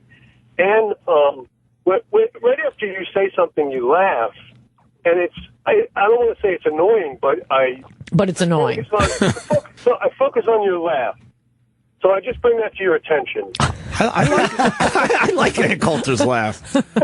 I don't think she forces it either. You're laughing. There's just a lot of funny things that happen in the studio. Some people might think it's sarcastic, her laugh, but this is genuine. I think it's a genuine laugh. I don't think it sounds sarcastic. Some people did I don't mention do that. That's a liberal thing. I agree. The fake laughter. I agree. Oh, I hate that. Yeah, but the people, I agree. People have never see the thing is you get a bad rap, and because people have never seen you at the Comedy Cellar when I'm doing a bit about getting fucked with a strap out, and I hear nothing but her laughing in the back. Like they don't understand that she has a pretty raunchy sense of humor. Filthy. Yes. Yeah. No. I don't have a raunchy sense of humor. You happen to be funny telling raunchy jokes, but you still laugh at them. People would be surprised. Everyone if else they is in saw the shock stuff and she's laughing away. That you will enjoy. Have you seen him? Yeah, that's awesome. That would surprise people. That would. All right, Jeff. I think we liked your call. Thank you very much. Let's go to Lexington, Kentucky, and talk to another Jeff. Jeff. Hey, good morning, everyone. Good morning. Hey, there's a movement here in Kentucky in the state government to remove a statue of Jefferson Davis that's on the Capitol because he was a slave owner. So it's one of the candidates that's running for governor is kind of starting it. His name's Matt Bevin. But my question is, where does this end? Are we going to? Yeah, it's getting crazy. Are we going to rewrite history books and take former presidents of the United States out of the history books because they owned slaves? That's a lot of presidents you got to take out. Right. It's getting crazy. Yeah. FDR had a segregated military. So can we stop treating him like a hero? But the uniforms were awesome that he gave the black people. That's true. He did have good uniforms. That's true. Yeah? No. We had some nice jeans over there. Yeah. All right, Jeff. He put them in actually regular dress blues, but then satin white shorts, just to show everyone why the white man was scared of them. You're laughing too much, Ann. Yeah, you're driving Jeff crazy. Quit having fun. Let her laugh it out now. Quit having fun. None of this fun stuff. Hey, they should have removed the statue of Jefferson Davis, though. Why would you take that out of there? Who is he? President of the Confederacy. Oh, President of the Confederacy, yeah. Which lasted about a year. And it's ridiculous. If you're taking the Dixie flag, you're taking that flag off of the General Lee. The name of it is General Lee. He was a general for the South, too. Yeah, so now they're going to have to change that. Yeah. Call him something more fun. It sounds crazy, but you watch. I think it's crazy. It's part of our history. And people should know about our history. And that's Jefferson Davis. Could you go back to that statue, by the way? Thank you, guys. For Lee, he was never a slaveholder. He was just a great general. Military general, right. And that's why people admire him. In fact, a lot of the fighters in the Confederate War were barefoot and poor and about at the barely above the slaves themselves. They were fighting because it was their part of the country, and they have been America's warrior class. The South is overrepresented in America's heroic annals. Yeah. A lot of people don't know this too. General Lee, not Asian. Not Asian? No, not Asian. Wow. Yeah, but that's an offensive car name. I think we should change it to general consensus. How about that? Then we can all just kind of have our own interpretation. I went back to the statue of Jefferson Davis because I noticed he has huge ears. Does he? Look at the ears on this statue. Why would they do that to the guy? How old was he when he died? He must. Hopefully, he was real old to have the ears that big. Yeah. Find a picture of him. Oh wait. There he is. Huh? His ears don't look that big. No, his hair is bigger. No, but in the statue, someone fucked up. What a Lincoln ripoff this guy is. He looks just like Lincoln with no beard. I really thought it was Lincoln at first, and then the big ears gave it away. We thought Lincoln was being just, him like a trendsetter, but no, everybody looked like that back in Lincoln's fucking day. Yeah, it's 1,000 Lincolns in this motherfucker. It is. It's like, how was the party? Bunch of Lincolns in that bitch. Donald Trump. I want to ask you about Donald Trump. Oh, yeah. My hero. He's got the best chance to win, she said. I know, that's why I'm bringing it up. That was of declared candidates. Right. How exciting is this, having Donald Trump in the race? I love it. I think it's going to be fantastic. It's the only way the presidential candidates are going to get a single question about immigration. It's all going to be questions about the Confederate flag, abortion in the case of rape, transgenderism, gay marriage. Oh, endless questions on global warming. This is the only way we might get one question on, should we keep dumping 10 million poverty-stricken people on America, taking African-American jobs? Thank you. Mm-hmm. It ain't right. He's going to bring up China, too, because Donald Trump... Oh, he already brought up China. He loves China because China's doing big things, and they don't give a fuck about being PC. Right. Their government is going in and is doing whatever they want. And what's that big festival they have this week? Dogapalooza? That's right. That's terrible, right? Oh. That's the worst country in the world. See, something's got to taste cultures. good, though, Jimmy. Come on, Jim. Yeah. Even the ones with the high IQs, they're very different cultures. You can eat dogs because, again, we eat cows, so they're no worse than better than dogs. I disagree. I think they have the right to eat dogs. Dogs if they are cute. They're adorable. I love it. Well, supposedly pigs are really intelligent, too. Very bright. Very bright. But they're not as They don't know. cute They as don't know dogs. enough to get up and leave before I wake up. Well, it's the old Dennis Leary bit. We kill all the cute animals. Yeah. You ever hear that bit? Oh, yeah. It's all about how cute you are, and if you're a cute animal, you get to stay. It's their public barbaric treatment. That's the problem. It's disgusting. Yeah, they're not nice people. Yeah. And it's a newer festival. That's so fucked But up. you know what? If 10,000 dogs will be slaughtered for their meat. But they torture them because they think it makes the meat taste. That's what the problem is, too. Yeah. It's like, who scientifically said torturing them? I guess it releases something, but that really makes your meat better. But it's kind of like having, baby lamb or whatever. I won't eat baby No, lamb. I think dogs are different from any of these animals. They're almost human. But if push come to shove, I will barbecue the shit out of a dog. Yeah, pigs are smarter. Okay, but push isn't coming to shove here. They're doing this for laughs. Well, laughs is they like the fun, meat too. That's push coming to shove. Some weekends. The dogs are adorable. They're showing Cute dogs. Listen, if you see the way they cage them and this whole... It's brutal. And they steal people's dogs. This is what happens. They're stealing people's pets. Everybody's Some pets of the dogs still stolen. have collars on them. Yes. Because they had owners. Yes. Skinned alive, cooked and eat. That's the part that I hate. Skinning them alive so the meat tastes better. They dip them in the shit and all the skin and fur that's pour off. It's disgusting. And he's still alive for that. Yeah, that's just cruel. There's a nastiness to that culture. And I'm not saying we don't have nasty. It's a cruelness, There's a fucking viciousness behind that that's not just, hey, we're hungry and we're going to eat. Right. It's just shitty. But you can't say other cultures are shit. Oh, culture is... I'm so sick of fucking culture. I'm tired of it. It's okay. Culture's okay. Sometimes it's wonderful. And it's wonderful tradition. But tradition only works so... Like if you're dating a girl, and then she says something you don't like and you belt her, it's tradition in my family that when the woman disagrees politically, she loses a molar. That's not going to fucking fly. No one really gives a shit about this festival. I mean, people are trying, but... Yeah, there's a lot of people in China, actually that's unfair of me. There's a lot of people in China who are fighting and really against it. So yeah. That was kind of shitty of me. It's brutal that still goes on. Yeah. The pictures that I saw on, even through Twitter, it's just I don't even want... Adrian is horrific. showing us stuff right now. I don't even want to look at it. Exactly. I know what's happening. What do you want, a room full of swollen genitals? Let's go on to something else. Let's see the finished plates. Oh, God. Look at the blowtorch. Oh. A blowtorch? Yeah. Come on. Where is that okay? Why is that an okay thing to do? I know. Ricky's tweeting all this. Yeah, now Ricky's going all in with pictures. Ricky, they've had enough of Ricky's saying, hey, if you don't like it, too bad.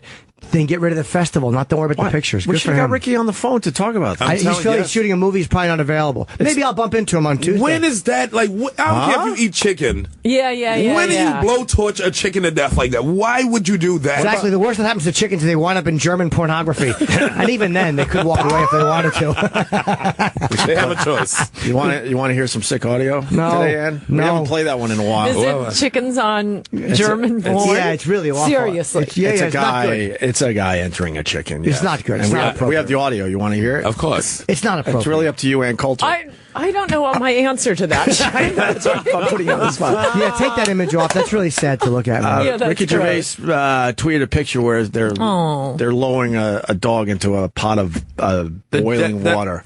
Yeah, by the way, happy birthday, Ricky Gervais. Why don't we do that to the fucking? Why don't we do that to the fucking the South Carolina shooter? That's how we should treat him. Yes, ISIS has a point with dealing with certain people. Right. Like they shouldn't be beheading journalists. Like how about you find guys that do school shootings and stuff like that, and church shootings, and cut their fucking head off. Yeah, or you just do. I saw a video of them in a cage lowering 5 guys into a pool. Drowned. I know. Boy, they don't play games, ISIS. Wait, what? ISIS, when they kill people, they make a fucking. There's that video, and then there's a bunch of people's heads off with dynamite. Yeah. A giant cage that had about 6 or 8 guys in it. No, it had 5 guys. 5 guys. 5 guys terrible. in a giant cage. Not good. That looks like it's from a Batman movie. Wait a minute. So, whoa. And then these he's all the way motherfuckers in. are brutal. Ugh. And then, wait a minute. What did these guys do?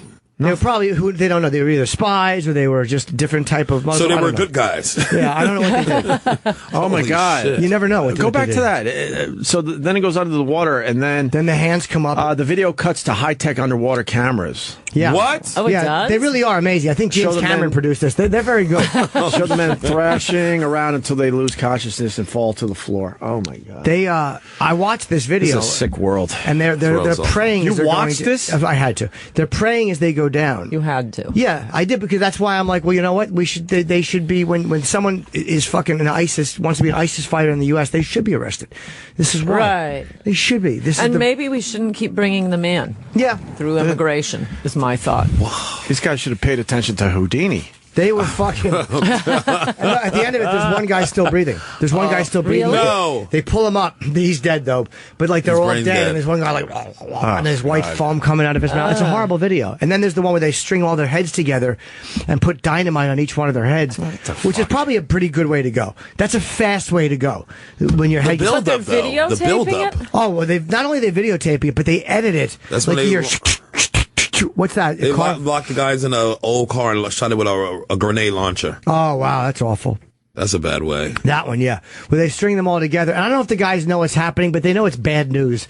Because like anytime there's a videotape on, and there's a guy with a ski mask tying your heads together, well, this is not going to be on fucking Funny or Die. No. Well, part of it will be. It never ends in a surprise birthday party. Yeah, but that's a fast death at least. I'll take that over drowning or being burned alive. Yeah, this drowning just sounds. This is out of control. Yeah, they really don't fucking play games. They make videos, and they showed edited versions of it from different angles. Mm-hmm. You know, they know how to recruit. Honestly, they do. Oh, It's God. disgusting. So Donald Trump. So Donald Trump. I guess he's second he in the doesn't want to polls? bring these people in. No. And set them up in refugee camps that we have to pay for, which is the official policy of both the Democrat and Republican Party. And all of Minnesota. So no, he's not going to be the nominee. There's some risk that he could end up discrediting good ideas. Yeah. Because you have to be a governor to run. Usually I'm totally down on candidates like Carly Fiorina and Ben Carson or Herman Cain running because they're not going to be the nominee. They waste time. Yeah. But in this one case, I'm making an exception because he's the one candidate talking about stuff that needs to be talked about. And it's like all these Republican candidates, by all agreeing on immigration, which is to say, keep dumping tens of millions of poverty-stricken, welfare-receiving, and ISIS practicing immigrants on the country. It's like they've all agreed not to take steroids. None of us will take a position against immigration, so none of us will have an advantage over the rest of us. Well, Trump blows that for them. I like the wild card coming in and changing up the whole game. Yeah. Make you get off script. People thought I was so stupid to say I would actually vote for him. I know that that's dumb, but it's just I'm sick and tired. I don't want Bush and I don't want Clinton. I'm just sick of the names, and it's like Trump's name, yes, it's on a lot of buildings, but man, would he be a fucking entertaining 4 years for us, for our job? Oh my God! And it would be great for the country. It's gonna be entertaining He for won't the be next the nominee, but 16 months. Yes, we're gonna enjoy this for the next 16 months. He'll probably drop out sooner than that. That's the problem with non-governors. I mean, I probably shouldn't say that. I don't want to discourage him. But I'd love to. Why do you think he'll drop out soon? Because what happens? It's awful to be a politician. Who would want to be a politician? People always think I should have run for president, and then they start doing it and realize realize this sucks. Yeah. My life was so much better. Mitt Romney which is realized why, that. No, he worked incredibly hard to the end. He was amazing. He did, but once he stopped, he was like, what the fuck did I'm rich. Why did I do it? I'm Right. rich. I don't need that shit. I'm worth $100 But he million. at least had been through it before, so he knew what to expect. Yeah. But Herman Cain, I mean, a lot of these guys, as soon as the going gets tough, they think, why am I doing this? My life was so much better. Herman Cain, that's a little Caesar pizza dude? Yeah. Yes, he is. Mm-hmm. And I loved him. I love Carly Fiore and I love Ben Carson, but they shouldn't run if they're not going to be the nominee. Here's Ben the thing Carson's wife, I'm sorry. Oh, that's okay, but his wife looks really old. Oh, well, that's an important issue. I mean, she looks like double his age. I'm like, I can't vote She for could you. look. Well, it's like Wheezy and George Jefferson. That's the way it was. She was a lot older. Isabel Sanford was much older than Sherman Hemsley, but that's old hat. We all know that. We didn't say Donald Trump's wife. No, Adrian. not Donald No, Trump. boy, Ben is she a Carson. delight. Yeah, she, What Melania. a delightful. I did a Good Morning America with her. She's like she was made in a Russian factory. Here's the problem with Trump. He doesn't smile enough. It's like you can't not be happy. She's an 11. 11. She's an 11. No question about it. He always looks sour, like someone off camera just dropped a gasser and then said, all right, here's a picture. Smile. You're with the hottest chicken fucking In the world. Yeah, be happy, Don. Whose wife was it? Donald Trump. And he was saying Ben Carson's wife. Yeah. But then again, Barbara Bush was very old looking. Yeah, old looking. And a lovely lady. And looks exactly the same, which is kind of creepy. She Yeah. never aged from being an Go old up lady. there with the red belt. When she got the red belt on, she's like an old Sunday school teacher. You see that there? Like when she got the red That's belt. her. Yes. But I like that. A Oh, nice that's lady. a bad picture. She does look nice. Yeah, it's a terrible photo. Okay. Yeah, she looked like Bookman in that last photo from Good Times. In that picture with the red belt. That was a terrible photo. Oh man. But what a nice. I wouldn't mind. Nailed it. Oh man. I wouldn't mind. I wouldn't mind. So wrong. But she seems like a nice lady, and I could tolerate a nice What a reference. older lady. I mean, the red belt picture is not a good picture. That's In not the a other flattering picture, she photo. looks prettier. We're Yeah. doing a split screen for Yeah, it's not a All right. just flattering for us, I photo. guess. But there you go. But she seems like a nice enough lady. She's like a sweet lady. I'm not saying she ain't sweet, but goddamn, man. I could live with her. Let's take a call from John in New York. And Coulter in studio with Sherrod Small. John, what do you got? Hey, how you doing, guys? We're Hi, doing well, John. buddy. Love my Aunt Coulter. Love her laugh. Oh, good. See? See? Yeah. I got 3 points real quick. Number one, she should run VP with Trump. Okay. Number two, this all this stuff with the flag, it's all been brought on by that little punk in Carolina. You know what I mean? Yeah. This little Definitely. bastard is changing our history. I can say this. When they first said he wanted to start a race war, I got excited because that's the name of my podcast. And I got angry. So I was like, good plug, but damb. Son of a bitch. And last, I love that but not that's your least- first thought. How can I work this? But I understand that. That'd be like if it says, I want to start an Opie with Jim Norton. Ooh. What the heck? And Jimmy, Yes, sir. I've spoken to you before about watching those videos. Stop it. No, you know what? I don't know how we he does did it. talk about that, and I've watched so many less of them. I watched these because I knew that they wouldn't be a slicing of the head coming off. Right. I can't watch kids being hurt. There's a lot of things I won't watch that I would have watched at one point. I would say about 75% of what I used to watch, I no longer But why? see. Where do you even find this shit, Jimmy? Only because I've never seen this before. But I mean, you know what it's. You just know in your head what it would be. Yeah, I it's can't sad. go. I just can't go there. Yeah. And you're promoting their behavior. I mean, Jimmy. I remember back at XM when we had our own studio about 8 years ago.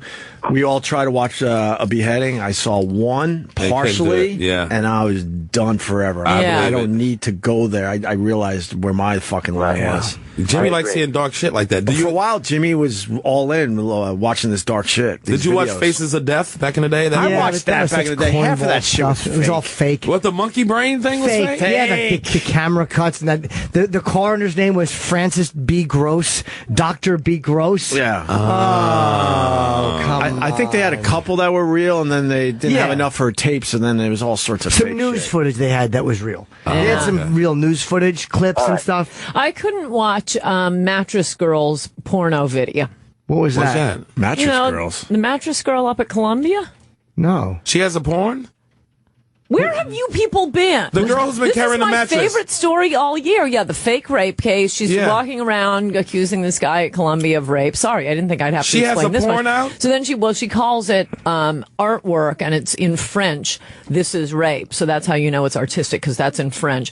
And she is not, it's hard to tell the difference between her and the man. And you see them walk into the room, take their clothes off, and I just thought, only liberals could make sex unsexy. I can't watch this. I can't do it. I think that's worse than the beheading videos. Oh, really? Okay. I would watch. And this is the chick who took the mattress to class? Yeah, carried it around. She has okay, I gotta check a porno video. Where have you people been? I didn't hear this one. Watch another porn. How do I not know with the porn? There was another porn case I was all wrapped up in for years. I do remember the story now. Take care, man. She was dragging the mat. Okay. I didn't know she made a porno. Thank you. I didn't know she made a porno. A couple girls did that though, Anthony, but the girl in Columbia was pretty big. You just called Opie Anthony. I mean Opie.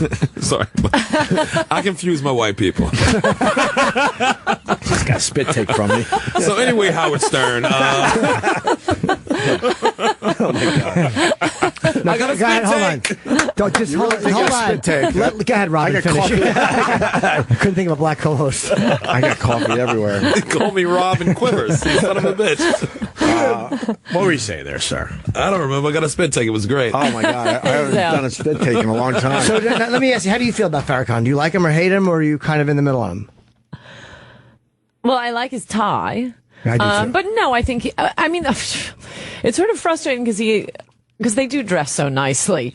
But no, he's a monster and has. I mean, I wrote about it in Mugge, I guess it was, that Farrakhan, he's constantly staging events to get New York City cops killed. Gaddafi gave him like $6 million back in like the 88, something like that. Yeah, he's a very destructive force. He's a smart guy, though. He's a smart guy. He is smart. The Million Man March was great. One of my greatest experiences in my life. It was fun. You were one of the 6,000 people to It was there? more than a million, Ann. It was more than a million. You didn't get a million. I love how they try to play down the numbers. Like, Whitey had a counter that day. You didn't get a million. It's a million niggas in D.C. every day. What the fuck are y'all talking about? By the way, that just can you copyright? That's a great bumper sticker. So now this day it ain't a million niggas. You didn't get a million. The day they say it's gonna be a million. No, you didn't get a million. It was more than a million people. More than a million. Yeah, I don't know how many showed up, but it was a good amount of people. If I threw something and 100,000 people came, is that a success? But you can't call it a million then. But just say 100,000 motherfuckers came out for Sherrod. Wow. You be like, this nigga blowing up. That's called a lot of people. March. Stop it. He raised a good point though, Farrakhan, about how white people, and he's not right about all white people, but some of them he is. Where he's like, they don't care. They just don't want their city disrupted. They don't give a damn about the nine. Now a lot of people care greatly, but there are people that are just worried about their town getting fucked up. Sure. Boy, he says things that really bother people. Oh boy. Oh yeah, you get under the skin. Anybody will get under the skin. I like. Oh, look at me in Ann. You can piss that many people off. I gotta fuck with you. Gotta fuck with you. Yeah.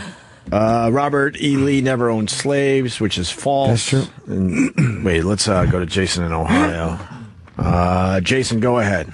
Hey guys, just a couple of quick points. The first one on Lee. Now, he never actually purchased slaves. He did inherit them through his mother at first. Good luck. He ended up leasing out, and then the in-laws, the Custis's, he ended up inheriting from them. Wait, you said he leased them out?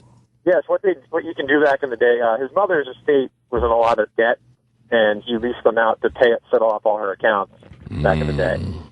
So, and then there's plenty of Union generals who also owned slaves as well. Like Grant owned slaves at one point in his life, and so did plenty others. But it wasn't like he was out purchasing them. He had a lot of relatives where he was the executor of estates, and he actually had them inherited. Okay, I stand corrected. So he never bought slaves, but he did own slaves. Well, he also inheritance. He also did get in trouble with the Custis slaves. A couple of them escaped, and they got caught and sent back, and he had them flogged, I guess is the proper term of the day. Oh, that ain't right. And he was coming in the army to cause a lot of scandal, and it was actually one of the darker things in his career that he didn't like to talk about. So yeah, unfortunately, here's my history degree at work now. Nice. Someone's paying attention in class. Well, yeah, I had no choice. It was either that or something else. But, call me when you have no class. remember back to school? Didn't he release them before the war? Yes, he ended up getting released before the war. Yeah. I believe the Union then took the trust of the state, which is obviously now like the cemetery. That was one of the first pieces of property they captured when the war broke out, and he never resumed control of it. Oh, yeah, his house in, Arlington. I unfortunately got to live in Mississippi the year they voted to keep the flag in. So what year was that? And how'd you vote, motherfucker? No, I'm from New York. I had to live down there for a job for the longest. What year was it, though? It was 2000. Yeah, okay. And there was a lot, and there was two weird things I first saw. One was there was blacks driving around with Confederate bumper stickers on their cars, which I thought was the weirdest thing I've ever seen, being from the North, and how I felt about the Confederacy. But Ann, you made a good point. There was plenty of people who fought in the Confederacy that didn't own slaves, that were just trying to protect their home. Most of them. Dirt farmers. And then when Lee wanted to invade the North, a lot of people deserted the army because they just wanted to protect Virginia, and they wanted to invade another country. So, and then, as I said, there's plenty of Union generals at one point owned slaves as well. Oh, yes. So, all right. Thank you very much, mister. So Thank you. That was good. You say hate white people on the north and the south side. Okay, thanks, sir. I appreciate that. The Confederate flag, and it was told the other day, who gave you kind of a lesson. The biggest point where the hatred came from is because of Nathan Bedford Forrest after the war refused to tell you that the war was over, and they used the Confederate battle flag as a symbol of the Ku Klux Klan. Sir, you got to save something for this second call. Would you listen to this history revisionist devil? Unfortunately, I'm not. The American flag is as bad as the Confederate one. Damn, Jimmy, you got it. Don't let him lie to you. Finger wave gently, smile. Yes. Oh. He's like walking in True Romance. He looks happy. Oh, that's a gun. We got a break. Yeah. Oh, thank you, Aaron. I love all your books. Thank you. Thank you. And what is the name of your book? Adios, America. Adios, America. And Selling Ann is well. a brilliant and funny writer. When you want to write very funny, you've written some really, really great stuff and prolific. I don't know how you write so prolifically. I just wanted to say prolifically, and I finally was able to squeeze it in. Thank you. You got an idea for your next book yet? No, I'm trying to promote You want to this relax one. for a little while. Yeah, no, How many it books takes is a that? while. How many books did you? That's what I'm asking. She's New up York for Times 11. bestsellers. It's like the LL Cool J of fucking books. You didn't have a Yes, dud. I You am. didn't have one dud in there. One. No, they're magnificent Good books. for you. I love them all. It's like the Harry Potter books. I go She had one back dud. and- That's still a good batting And average. read them again. I love them so Good much. for And you. you learn interesting stuff. Awesome. Yeah. Thank you, Ann, very much. Thank are you. a Thanks delight. for having me. You opened my eyes to some of that immigration thing. Thank you. Absolutely. Learned a little bit. We need to close the borders, man, and fix our Little own bit. shit for a couple years. Yes. Yeah, it would be the nicest thing we could do to black Americans. The number one thing I learned, just to prove it, that back in the day, 30% of the immigrants went home. Yeah. See? Yeah. That's how we got Well, the if best all ones. the I would've immigrants got went that home, question there right on a wouldn't pop be any quiz. white people here, would there? Immigrants go home, and that means go back to Europe. You know what's disturbing about this? I realize you like Donald Trump exactly the way you like Farrakhan. Yeah. No, I find Trump to be a little less fucking likely to start a real revolution. Okay. But I like guys that come in and say what other people are afraid to say. Yes. Yeah, I don't always like it. I like the courage behind it. He's entertaining as all hell. Trump doesn't give a fuck. I don't agree with what everything anybody he says, I know, but I man, know, is he I know. fun. I said he's the white version of the rinse too high guy. Yeah. Jimmy McMillan, I right? love McMillan. That's who he is. We had him on once. It was a treat. I'm gonna piss my pants. I hate. Yeah, to we got to take a Okay, break. bye. Coulter, Thank thank you. you. We'll see you soon. Sherrod Small in studio, and now Marc Maron. Oh, yes. What's up, Mark? How's it going? What is everything different in here? Studio's a little different. Yeah, it's like They remodeled finally for us after years of promises. This is nice. It's open. It's airy. I got these headphones are really nice. Oh yeah, those are the new headphones. that's the good one. I got. They, Too heavy for me. They are? Are they? I'm a boy who likes light, airy things on my head. I think you get a pair of those on the way out. I do? I mean, if he interviewed Obama, he better be on the That's the amazing. list. Did I get the head on the headphone list? Well, we have a gift bag that we only give like the big you're one of those big celebrities now. Oh, my I think God. he's on the list. He's on the list now after Arnold Obama. Schwarzenegger now. Schwarzenegger. Okay, whoa. Wow. Whoa. Yeah, that's a name you don't You're not the president. It's starting. You're not the president, son. What a great week you've had, man. Fuck. It's crazy, man. Awesome. It's crazy. I finally heard the podcast. I was a little late because I guess because we do a radio show as well. Not as big as your podcast, sir. No, definitely not. And I was blown away by the whole experience of the thing. Not only the conversations, just the behind-the-scenes stuff. I want you to take us back to when you found out, first of all, that Barack was coming on WTF. It was crazy. It was like a year ago, I guess. Were you going to say? Oh, you knew this a year ago. Well, no, I didn't know anything. It was one of those things. You do this. Someone reaches out from the White House, a staffer, and said, we're thinking we're going to do something with the show. Opie knows about this. You said? Which is the White House will never call here. But like booking things, The casual says the White House calls. They reached out a year ago. Are you kidding me? They reached out to us. Okay. And they reached out to my producer, Brendan McDonald. They're like, we're thinking about doing something. We like the show. We don't know what yet. So Brendan tells me, and I'm like, all right, well, I don't know what that means, but that sounds great. I'm glad we're on their radar. Someone in this staff likes the show, whatever. And then we started keeping in touch with them every month or so. What's going on? Is there something going on? And then as it started to unfold, they were like, we're thinking maybe we'll have the president on the show. And I was like, holy shit, that seems crazy. Yeah. How is that possible? Right. And then a few months ago, when they were like, it's going to happen. And I'm like, all right, so what do? I go to the White House to do this, or do I go to a hotel? And they told Brendan, they're like, no, he wants to come to the garage. I'm like, that's fucking ridiculous. How is that? How is that going to happen? I mean, I live in a 2-bedroom, 1-bathroom house. That's it. Like, my bathroom door doesn't even fucking work. And I'm like, I'm going to have the president over, and he's going to be like, can someone watch the door? Yeah. So he didn't use your bathroom, did he? No. I didn't know that they traveled with a bathroom. They travel with a bathroom? Dude, they travel with everything. Wait, they travel with a bathroom? It's a 25-car thing. It's crazy. But where's the bathroom? I didn't ask. But they travel with a bathroom. Yeah, it's like the Air Force One of porta potties. I don't know what the fuck it is. Of course they do. Of course he can they shit do. anywhere. A pipe bomb could be in your toilet, Marc Maron. How about a pipe bomb? How about just my toilet? You know what I heard? This might be true. Now, I mean, I heard that presidents, and again, this may sound crazy, but they don't like if they like shit or piss in public toilets, because if somebody gets that sample, you can find out things about that they might be allergic. Like, you can tell a lot about them. You telling me they take or areas of vulnerability, like food. Like genetics and that kind of stuff. Are you telling me they take the presidential duties with them? But that makes sense if he has his own bathroom. Can't with shit him. in public, I guess. Where does that stuff go? What do you mean? That's the library. They keep it at the library, the presidential library. It's in the archives. It's the whole archive. So he has his own bathroom with him. I didn't realize that. Well, I didn't realize it either, but I found out later. So what happens is then they got a date set, and I talk about that a little bit. Do you think I got to interrupt for a second? Do you think the president listens to the WTF, or somebody close to him? No, I think someone close to him is a fan of the show, and then they said, "Do you want to do this?" And of course, he listened to a couple. Yeah. I'm not thinking he's like, I got. Hold on, I'm listening to Maron. I don't think it's that situation. Absolutely listened to a couple. Oh yeah, you could tell by the podcast you did with him. Well, I think the ones that they had. I think they had the Mel Brooks one was used as an example, and I think that he listened to a couple.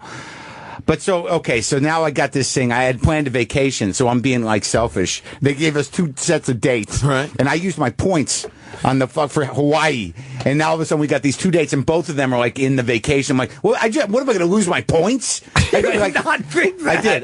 I'm an idiot. I'm an idiot. What a Jewish bastard!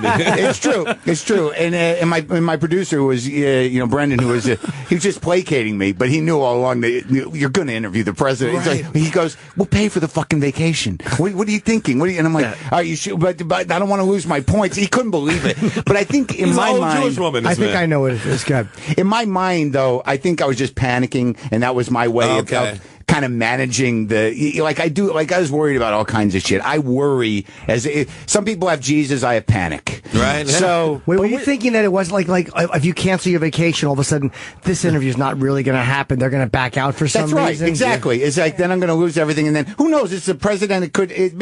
We didn't know. You don't know until the day of. And if the president cancels, what are you going to be like? That's it. I'm not having him on the show now. Yeah. But that's one thing we like about Marc Maron. You don't change for people. I don't think you I are did. who you are. No, because Jimmy pointed out when we saw the pictures with you and Obama, like, it's a shirt you would just wear. You weren't like overdoing. What if I could wear a tie in my bar mitzvah outfit in the garage? But there are other people. That would have been classic. There are other people that probably would have, really pumped it up. Your producer dressed up.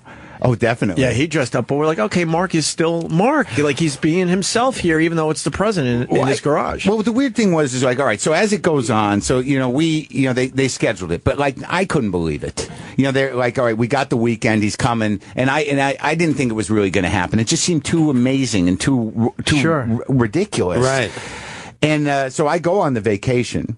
And I read his first book. I read Letters from My Father, which I'd never read before, and it's a fucking amazing book. I mean, this is before he wanted to be president. Just this memoir about him finding his identity, his father, and like it's really well written. It seemed like he wanted to be a writer. So, but how far before the interview is this now? Well, so the week before, days. Okay. So, I'm out of the loop policy-wise. I'm not the guy who's going to talk politics anymore. I haven't been paying attention.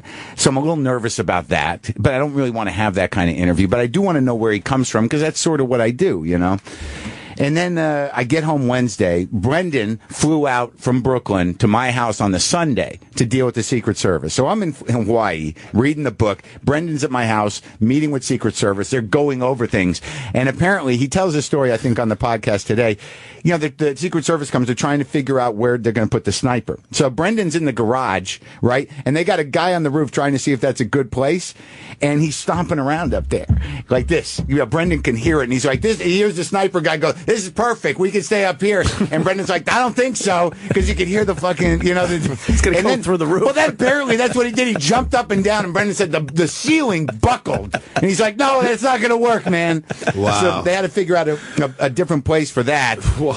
And then I get home on Wednesday, and I got to meet the Secret Service guys on Thursday. By the way, how are you relaxing on vacation? I was going to say, there's no way you're relaxing in your house. How are you catching some sun? And well, I did all right. I trust Brendan, and he was on top. It's better he's on top than me. He said it would have been worse if I was there because I would have been panicking. Yeah. Sort of like, wait, are you guys going to step on the thing? Are you going to because I'm fucking nuts like that. Like, don't watch that plant. Yes. So are you worried they're going through your whole house? They might find something weird. Fine. Where'd you put the porn? Yeah. Who holds porn anymore? It's on the computer. It's right on your phone. Did you delete everything, or did you? No, I didn't do anything. That's not good. All that, from what I understand. This is the weird thing about I'm sure if they want to find everything out about you, they can, and I'm sure they did to some degree. But I think what they're looking for is a police record. That's all. I mean, what did they really look at? What do they think they're going to find on me? Apparently they only screened me and Brendan thoroughly. They vetted us. They got our social security numbers, and they vetted me and Brendan because he was the only guy there. And I imagine they looked around the neighborhood to make sure there were no known armed whatever. I don't know, but they didn't go through a big thing that I know of. But I got nothing to hide, and I was more worried about the cats. The cat's going to get out. This is bullshit stuff, So I get home. So now you have to deal with the Secret Service. You worried about the fucking cats getting out when the president's coming? I do, Sherrod. These are practical You really concerns. do have a syndrome. Yeah.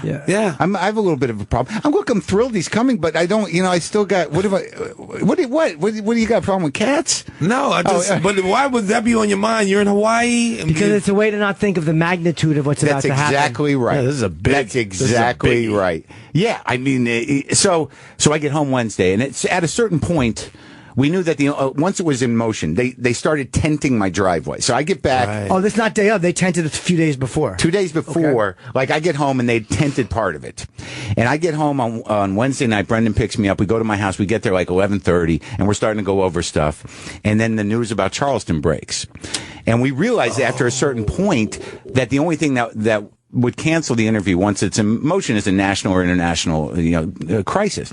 So this happens, and I'm like, well, this is horrible, and he's not coming, but it's understandable. We'd already done some promotion, but I was like, we knew this could happen, so that's that. Yeah. And we didn't hear from the White House at all, and we decided not to promote the thing anymore. And then the next day, we're just laying low, and the White House said, we're putting together a statement. We don't know what's happening. And then he goes on TV and he looks pissed. Like, he looks more pissed than I've ever seen him. Like, and he's hard to read, but he was pissed. And it was a powerful news conference. But then we got word that, like, he's up in the air. So he's making the trip. He's made that decision, but we still don't really know. But they're continuing to tent the driveway. So either way, I'm going to have a tented driveway for at least a couple of days. Maybe you could take advantage of that and throw some kind of weird tenting party. If Obama doesn't show up, you have a few friends come over. It can be an pray that it rains. Right. It can be an Airbnb. So, but then it turns out he's going to do it, and then we're sort of like, Brendan and I are producing the show, because I don't usually do much production, and I didn't know, and I loaded myself up with his past, and I needed to get up to speed on a little bit of policy, because I'm really fucking out of the loop, man. And then I got, lefties coming at me on Twitter, like, you're going to ask him about the trade agreement? I'm like, I don't even know fucking, like, no, I don't think so. And then righties are like, no, you're a shill, you're going to blow him. And I'm like, what's happening? They can't let you enjoy the moment. But see, like, I was able to shut it out. I was able to shut it out only because, see, the weird thing is that whatever my past in politics might have been, I've gone out of my way to really I've not interviewed a politician on WTF ever, and I won't. It's policy, because I did that for a couple of years. I know what those guys are and how they talk. And even though the thing in my mind was that, look, I don't care how cynical you are, what fucking side you're on. When the president requests an audience with you, the president has requested, the president of the United States wants to come to your house and talk to you. What? Of course. I'm honored. I'm privileged. This is insane. Yes. It's the president. Yeah, I'm a fucking American. I'm going to talk to the president. I would talk to any sitting president. Are you out of your mind? Right. So, but I like this guy. And I'm not sure it would have been a great interview with the last guy, but this guy I like. You probably would have had a good time with Bush. I'm in sure. some weird way. Yeah, So they're tenting it off. You're expecting it to be here's what happened. So I get to the house on Wednesday, and they'd set up these 2 boxes in my spare bedroom. These are like weird machines, and I'm like, "What the fuck is that?" They're isolated phone lines. Those are like the first thing they put in are these phone lines that, like, in case the world ends, they can still get hold of the president. Like, they're these 2 things that AT&T has to set up. Like, they're big things. Like, really? Yeah, it was crazy. That, to me, when I saw these 2 alien machines in my house, I'm like, this is fucking serious, Right. So they go through the whole thing with me on what's going to happen. I meet the Secret Service guys the next day, the 2 guys, and they tell me sort of like how it's going to go, that he's not going to come into the house, that they tent the driveway completely, and then they're going to tent the part of the street where the car is going to land under, so there are no sight lines. They partially tent. See, my driveway goes up, there's a gate. And then there's another, like, 40 feet to the garage. They partially tent that, but they can leave that top open because the snipers are up here. So there just can't be any sight lines. They no parking in the neighborhood. No one's going anywhere in the neighborhood. Your neighbors must have loved you for that. Well, I felt bad at first, but I was like, I appreciate you guys, going through this. They're like, are you fucking kidding? This is the most exciting thing that's ever happened. My neighbor Dennis, who's retired, he's like, the snipers gave me a patch.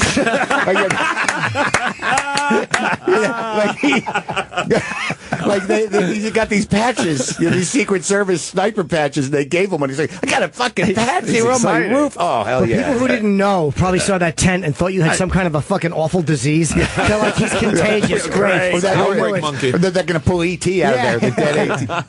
They set up a hot zone. Not my joke. It was out there. Hey, what about? You said the neighbors were holding up signs. Was that true? A few people. Yeah. Well, here's how it progressed. What happened was, so the day of, the Secret Service guys on Thursday, asked me. But what I was trying to tell you, though, is that, we were supposed to have a relatively lighthearted conversation. I think that, he wanted to just shoot the shit. That was the original idea. But once the Charleston reality was a reality, what happened, Brendan and I were like, we're doing this on Friday. It's going to drop on Monday. We have to address that. And we have to address a Supreme Court ruling that might drop on Monday, because it'll contextualize the interview that, like, I should ask him, what he's planning on doing around the shooting and what he thinks of that, the Supreme Court ruling possibility. So that had to happen. So that was, and then I was sort of like, no, what if we get into a place and I can't, it's not casual, and I'm going a little crazy, but I'm not freaking out as much as I freaked out. I wasn't freaking out that bad, because when you talk to a guy who has a public narrative around every element of his life, there's very few things he hasn't talked about publicly, and he has a way of framing it. I mean, the trick really is to get around that for a minute, even, for a few minutes, even if you can get, but what ultimately happened was completely mind-blowing. So back to the pace of the story. So the Secret Service guy, he says to me, can we brief in your living room? Dude, my house isn't even 1,000 square feet. So Friday morning, 7 o'clock, I got 20 Secret Service guys in there, and they're being briefed. And they're like, can we put our bags in here? I'm like, yeah, sure. And now, like, they got to bring the bomb-sniffing dog in, and I had a problem, because I was like, well, what am I going to do with the fucking cats? Do I got to put them in a box? Because they're very difficult cats. And the Secret Service is like, look, we'll do the bedroom by hand. You lock him in the bedroom, and I'm like, all right, well, okay. So they bring the dog over, and I'm like, tell me when the dog's out so I could, let you into the room. So my poor cats are under the bed, and they got Secret Service going, like, those cats explosive? No. Well, yeah, the little one is, but anyways, not necessary to be joking about this serious story. So they do their thing, and then the LAPD's there too. So a sergeant from the LAPD, because there's 2 snipers on my neighbor's roof. LAPD's on the back deck. There's about a dozen, maybe 10 LAPD cats, because I live on a hill, so they're doing the perimeter. Right. So I got Secret Service in the house. There's a bunch of Secret Service guys out front. There's nothing moving in the neighborhood, and they tell me he's gonna drive the motorcade from the Beverly Hilton to the Santa Monica airport. He's gonna get on a chopper and fly to the Rose Bowl parking lot, land, and then pick up the motorcade there and drive to my house. And Rose Bowl's like 7 minutes from my house. So we know all this is happening. So I'm supposed to meet him in front of the garage. And he's going to walk up this tunnel. It's intense. Oh, my God. I'm feeling where you are that day. Yeah, and I'm just in my bed. It's just me and Brendan, so no one was around. It was not a public event. So what time is this happening in the morning? It's like 9:50 in the morning. But, I'm up at 6. The Secret Service comes at 7. And I'm sort of, making sure everybody's okay. We set up some tables out on the back deck because they're going to archive it themselves through so they got a mic running, they got cords running into my board. And then there's a staffer and Brendan's on earphones. There was about 5 sets of cans that we ran out of the garage out to the deck on the table because I didn't want anyone in there but me and the president and whatever security was necessary. So I'm keeping it together because I'll tell you the one thing that I think that outside of having a great experience doing, Maron on IFC and the television show is that I know how to find space in a crowd. Like, I know how to, when you're on a movie, there's a million people there, something like that, or on a TV show, and you still got to act. So there was something about that experience, even with all the Secret Service and shit, I sort of was able to stay in a zone and try to, all I wanted to do was have a human experience with this dude and not do a fucking fluff interview. Like, my biggest fear was, what am I going to sit there and do, softballs the whole time and say, what about music? What is Michelle? I couldn't live with myself if that happened, but I also wasn't the guy to get too deep into policy, and I don't think we wanted that interview. All right, so anyways, so now they're saying, all right, he's flying in, fine. And then they tell me, we'll give you a heads up 5 minutes before. So Brendan and I are trying to get everything set. I want to hit record on both the backup and the garage band because before he comes in but we were like, well, they're going to record it too. It's all right, so we got 2 backups. That was our big worry. It's what if everything just shits the bed? That's the day that happens. So now we're he's 20 minutes out. I got a Secret Service guy. I'm like, where is he? So he's on the chopper. They just got on the chopper. They know everything. It's happening. Are you pissing manically before this? Are you I got to get one more piss in before? Yeah, I did that. I did a little peeing, and then I played some guitar to try to relax myself, and I just kind of minded my own fucking business among all this chaos. Right.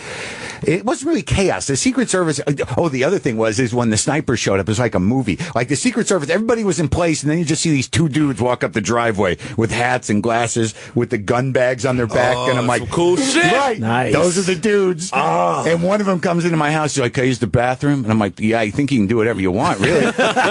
And he goes into the bathroom with the gun. There's no putting the gun in the hallway. Right. It's on his back. and they go up on the roof. But anyway, so can I? What? How many people are around your house at this point? There must have been like 40 people. 40 people. Because like I got to be 15, 20 Secret Service. There was about a dozen LAPD. There was a few staffers. Like the woman who travels with the food came earlier. It seemed like he has a food person with him. I don't think it's a food taster, but she has what he like the White House catering.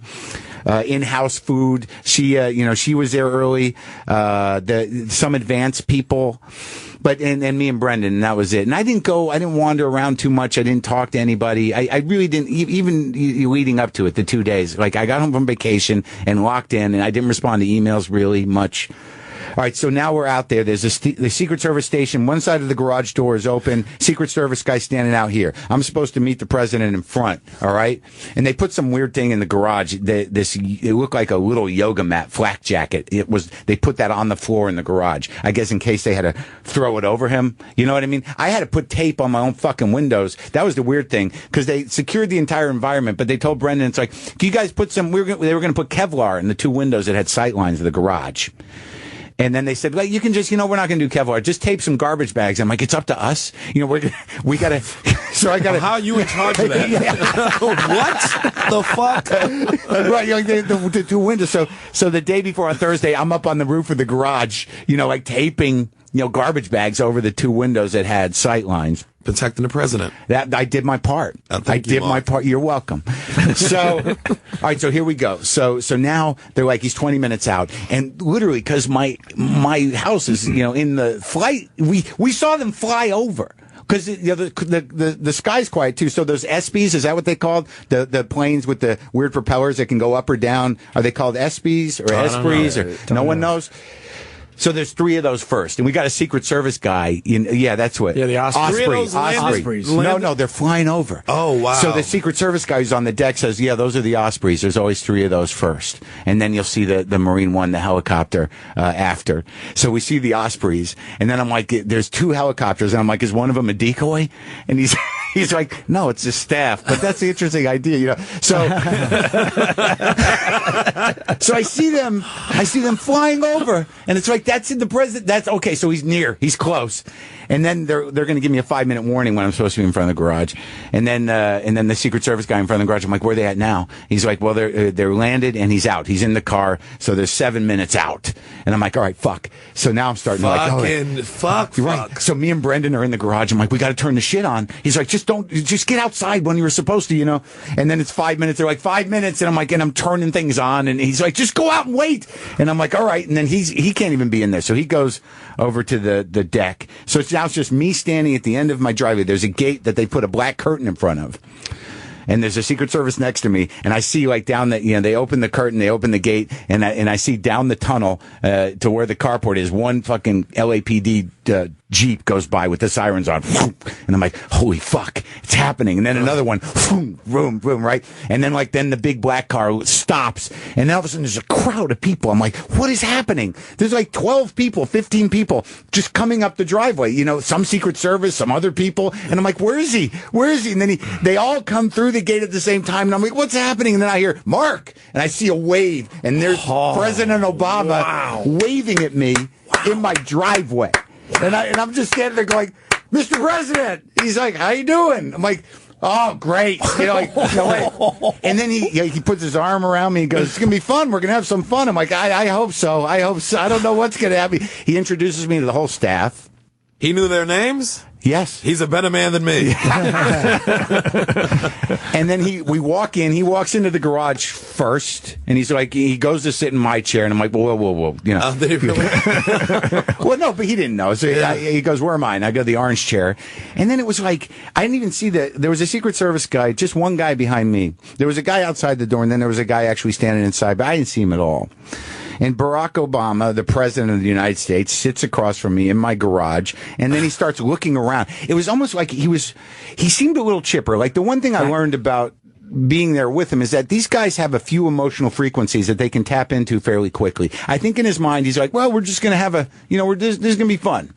And in my mind, I'm like, well, I'm about to talk about Charleston in about 3 minutes. So that's not going to be fun for either of us, But like he sort of, I could see him ground himself, like, because my biggest fear was like, am I going to see a person? But like he put me at ease before I could get my shit together. Like he was like, he walked in, he's like, "Hey, you got a lot of stuff in here," and he was literally grounding himself in my garage, like getting into the present, into the moment, right? Pointing at stuff, mentioning stuff. He called me a narcissist in the first 45 seconds. So he knew. Well, I have pictures of myself all over that people paint and shit. He probably is so used to people neatening the area up and being pristine and sanitary that he walked in and saw your garage and went like, "This guy didn't do a fucking thing." That's a comedian. They made us put the shit that was on the floor out. We had to take all the piles out. Sure. But like it was pretty immediate that I was very nervous and we sort of stumbly at the beginning, but he was very engaged, and then we just started talking, and it was like he was like right there, and I don't know what anybody thinks they're going to say to the president or what you really what your ideas are or who you think you are or whatever, but it was disarming, and he felt more real than I assumed he would. And even if we talked about things that he had talked about before, there was a tone to it that was very unique and very present, and it was just the whole fucking thing was mind blowing, and I was pretty comfortable. I wasn't too freaked out after a few minutes, and then at the end of it, he was like, "I think that how'd that go for you?" And I was like, "I think it went pretty well." He was like, "Yeah, it got pretty intense, pretty quick." Kind of like. Let me ask you a question. When that moment came up, which is the moment everybody's talking about. Oh yeah. When that was happening, you guys were just having a discussion, and then he said it.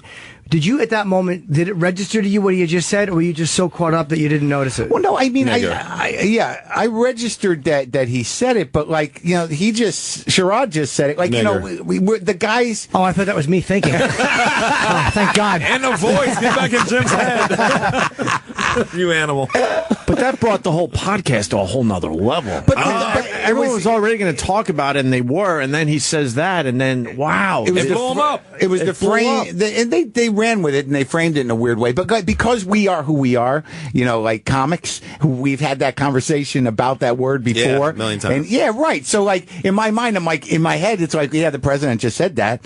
But you didn't know the magnitude of it, or did you? Not really. I mean, I was sort of like, I didn't.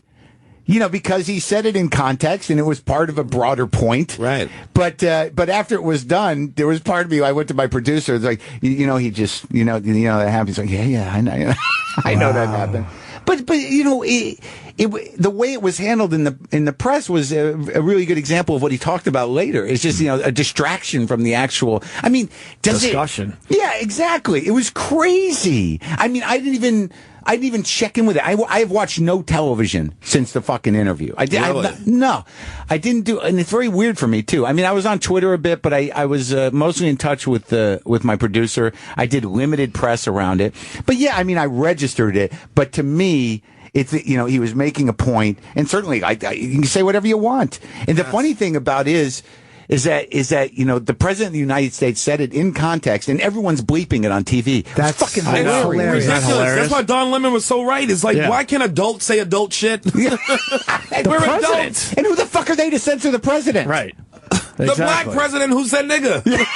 Exactly. It's like, stop it. You think he was surprised that he said that word, or you think was that just a casual moment? Right. I almost felt like he came knowing that he might say that word during that discussion. It's like he's certainly a professional, and he's an amazing politician, and he's very calculating. And I can't take credit for disarming him that much. That I don't either. I really don't know. I just wondered that point when I was listening to the podcast. I'm like, I wonder if he had an intention of saying that word today. But there's a couple of things that he said that he had not said as frankly, in relation to the NRA, and then also discussing racism and saying that word. And do I have to say it? Yeah, go ahead and say it, Mark. Live a little. Just text it to me. Nigger. There we go. Finally, Obama's growing on you. That's all we wanted. It's tough to say. It is. It is tough to say. It's tough to say with people around. When I'm in the car, it's amazing. It's as easy as honking the horn. So I want to be clear. I was given permission by a black man. I okayed it. Okay. He requested it, actually. Sherrod requested it. But I don't think that he necessarily prepared to do that. I don't think he said it on his way up. He was like, "This is the day." Yeah, I don't know. I just don't know. Maybe it was. I'm glad I was there for the knows? day. If on his way over, he's like, "I'm going to use the word today. I've been waiting my whole presidency to say this once. This is where it's going to happen." And Coulter did say that she got offended by a question. She said the white part of him said it. Hey, let me ask you, when you're talking to someone like that, all politicians are charismatic. What is like the energy exchange like? Like, me and you talk as just two guys or Sherrod, but when you have a guy who's that, it's weird. Is it weird? Like, how does the energy between? I don't even know how to phrase the question. Well, look, man. When I read the book, when I read Letters from My Father, that I got a sense of who that guy was, and this guy. He's not like Bill Clinton. He's not like George Bush. He's a thoughtful dude. He's not the guy that's sort of like, let's go hang out with Barack. He's not that guy. He's a thoughtful dude. He's kind of a quiet dude. He's very intense. He's a heavy-hearted dude. He's not the life of the party guy. And I sort of felt that going in because I think a lot of people's complaints over the years have been like, why can't he be more emotional? In terms of, how he makes the country feel better or his interaction with the country and with people. I don't necessarily think that my feeling was that's really his nature. But what is amazing about him is I felt that's what fucking blew me away, Jim, is that I felt as casual as I do with you right now, that he was able to sort of like focus in. Now, I don't know if that's his thing or that's his gift because, he was charismatic, but like once he got in the garage and he was just sitting there, it was just like me and you. I said on Twitter, I said I'm going to get a lot of shit for this, but he was so likable during your conversation, and he was so relaxed. That's what I took away from your interview. Well, with the guy. here's the deal. Is like he was really chill. A lot of your guys, who've spent a lot of time and energy sitting around hating this guy and hanging a lot of garbage on him. I mean, the president, it's a tough gig for anybody because the left or the right, whoever their guy is, they're going to hang shit on him. They have expectations, and they have these, like the one thing he said is that, the progress in a democracy is incremental, and people want drastic change. So maybe they want more of a king. Maybe they want somebody that makes unilateral decisions. What? I was going to say, to that point, I found that fascinating that he admitted that you would assume a president wants to move the needle, what did he say, 50 degrees or whatever. Right. And he said something like, if I can move it 2 degrees, I know I'm doing my job. I found that really fascinating. Well, I think what happened in that interview and what the press really missed is that most of us have not been listening to the guy for years. Agreed. And it's just like, because, for whether you're disappointed in him because you loved him to begin with or you hate his fucking guts, the president comes on, it's like, oh, snooze. And I don't think anyone's even listened to that fucking guy talk in at least 4 years. Michelle hasn't. So I think that this venue, and if there's any brilliance, which there is, to him choosing the podcast or me or that arena, was like an audio too. Is that you listen to when you hear two people talking, you listen. Yeah. So, like, I just don't, like, I think he's probably been that guy all along, but he just didn't have an outlet to talk like that. Yeah. So you all of a sudden, it's a very candid thing, and people are like, well, he's a pretty good guy. Nice guy, trying hard, tough job. Did you videotape it or no? Yeah. Did you video it? No video? Why wouldn't you videotape it? Did they tell you not say no? to? No, they didn't tell us not to do anything. We could do whatever the hell we wanted. Oh, my God. We got some good pictures. Yeah, you did. I meant to ask you, did the White House ask to see your questions ahead of time? No, none of that. So nothing. That's cool. And they said we could. Go ahead. They said, we had final cut. Nice. And then the other thing, after he said the word, did anyone talk to you about it after the fact? Like, well, they wanted they wanted me to engage in the conversation of whether it was right or wrong or what did I think or whatever. And for me, just as a comedian and as a person who's a thinking person, it's like, what are you getting hung up on, man? Right. I mean, first of all, the whole issue about that word, you can say whatever the fuck you want. It's never been said by the president. That's amazing. Not publicly. Not publicly. Yeah. That's pretty amazing. Nixon fired that one out on a little tape that went missing. I think the difference between saying it and using it is something that people should really take into consideration. Totally get it. He said it to illustrate an idea about using it, which the press completely ignored, by the way. Ignored. But the press, and mostly the right wing press. I mean, I think that the horrible thing is that, like, I have gotten so many emails, and on Twitter, people are like, "Yeah, I didn't like the guy, but." That's solid. That was a good conversation. You know, it sort of brought back around the humanness of who he was. But even people, I've gotten tweets and emails are like, I didn't vote for him, but that was a great conversation. The personal stuff was amazing. How he admitted he sucks at basketball now. Yeah, he's the worst. I wish I had more time, because when he started talking about how one of his daughters is starting to drive, that was hilarious. I'm thinking the to Secret myself, Service. how the fuck does the president's daughter get to practice driving? Like, where do they go to do that? Anywhere they want. Yeah, exactly. And just close down whatever, I guess, right? $6.95. But and then him talking about how his kids look at him like, oh, he's just like a nerdy dad that they don't even really respect anymore, like any other. And the stuff he said about fear at the end, I thought was really, when I was like, how do you deal? And that's sort of the thing from evolving out of fearfulness into fearlessness, just with age and experience. That all of a sudden you realize that you're fearless, about things that that used to really be frightening to you. There were definitely moments there on either side of some of the more issue-based talk, and also I think his reflection about his experience as the president. I mean, it was all pretty amazing, and like I really locked into him as a person, and I don't even know that I've felt the gravity of it. Like, there are moments where I just sort of like, holy fuck. I think what just happened? The president was at my house, and then I'm like, all right, I'm gonna have some cereal. Wait, how'd you know it was time to end the interview?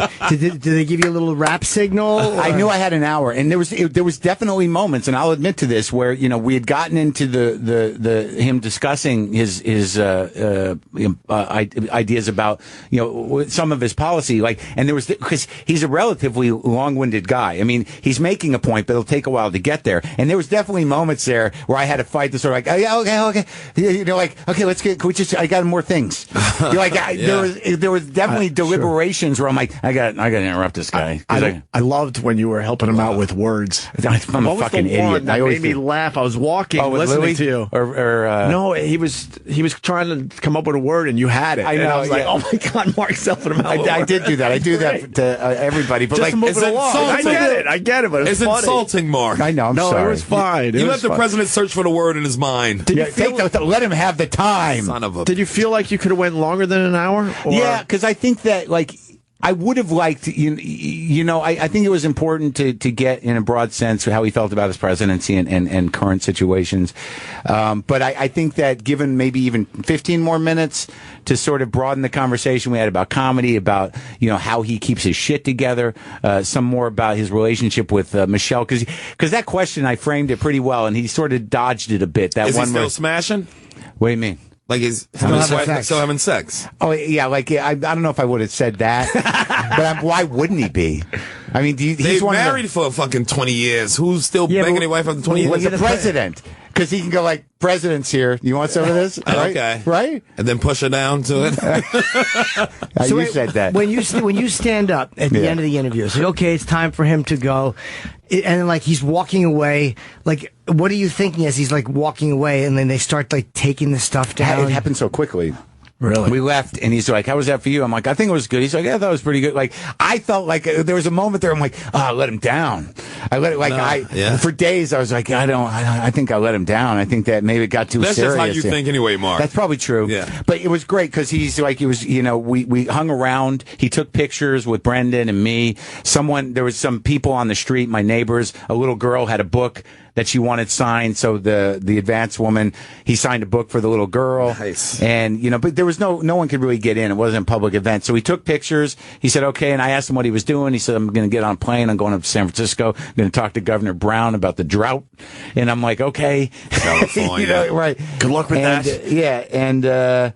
And then like he went, and then like within half an hour, the shit was broken. I mean, they got out, and then the tent guys came later. Ultimately, it was just me and a crew of 5 dudes taking down the tent, and one guy's like, "How's the president?" And I'm like, "It was good." He's like, "I wanted to meet him, man." And I'm like, "I'm sorry, The dude." 10 guys don't even get to meet him? Yeah, the tent. Well, no, because they were just there breaking it down. They were the last guys there. They didn't have clearance. They used my bathroom. So the president didn't use my bathroom. It's over and he's gone. Now you're sitting in your garage. What's going through your head? Are you just like... Well, he left his cup, which I thought was amazing. Did he really? Picture. Yeah, he does that on purpose? Maybe. Why not? So you have a reason to come back? Well, no, it was a styrofoam cup with the presidential seal on it. And he used it. Yeah. His DNA's on there. Sure. How much you want for the cup? Really? What are you going to do with his DNA, genius? I'm going to make another one of them. Did you saved the cup, Could you though, right? imagine? Oh, yeah. Did you dump out the coffee? It was tea. Did you dump out the tea? Black tea, yeah. I Yeah, you did. got to dump it out, and then you save the cup. There you African-American go. tea. Right. African-American Motherfucker. You got an amazing press off this because people are talking about Amazing. it. But everyone has said it was a good interview, and they've said that it was a good conversation. And even people that didn't like that he Right. said it. A lot of black people didn't like that he said it. A lot of people thought it was great that he said it. But it's still people are talking about it in the context of what a great interview. It was Even people who hate Marc Maron said it was great. Yeah. It was well balanced. Who It are you really talking was. about? Your parents.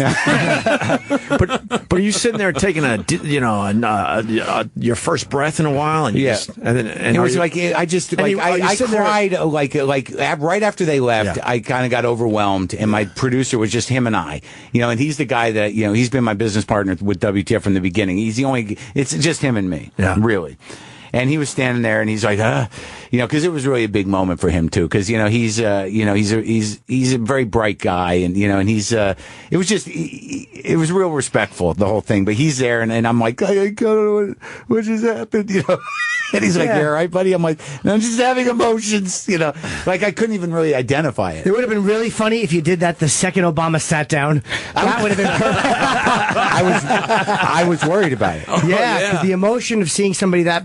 I was worried about it. Yeah, well, the event of it, dude. It's Right. like I keep thinking, like when I hear like all the hate or whatever, it's like we're fucking Americans, all of us, all those Sitting fucking president, crazy yeah. motherfuckers, All of us. Yeah, Yep. it's like, and it's the fucking president. Do you know what? I think that what happens is you're so nervous. It's such a monumental and amazing thing that, and I've talked about this with other things, but never one of this. Yeah. You go beyond being afraid and Exactly. into handling it. Right. Like if you were any less afraid, you might have bungled it like a clod. Right. But being so totally overwhelmed, it just calms you and you're on autopilot Right, and you're go into a hyperspace. Yes. I heard you slightly nervous in the beginning, and Right. then I didn't feel like you were nervous for most of that exchange. Right, I was sort of nervous, and then like all of a sudden I focus in, and it's just me leaning. You were good. looking right in his eyes. That's what I was going to ask you. Beautiful brown eyes. He has one of these long answers, right? Are you actually? I mean, you have to listen, but what are you thinking in your head? Like, oh my God, that's the president talking to. Well, no, I'm Did you have thinking any that, of those weird thoughts? but also I'm thinking like, as a conversationalist, which is what you want to have as a conversationalist. Yeah.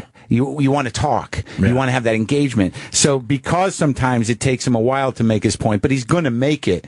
There's part of me that's sort of like, well, this isn't a conversation if I don't, get in here. Right. Because, these guys know how to do this, and he certainly knows how to do this. I mean, he can talk just sort of like you run a tape, and I'm like, I don't want no tapes. And I think maybe I got one, maybe two partially, but not really, because he was talking to me, but I get nervous too. I'm like, I gotta interrupt him. Yeah.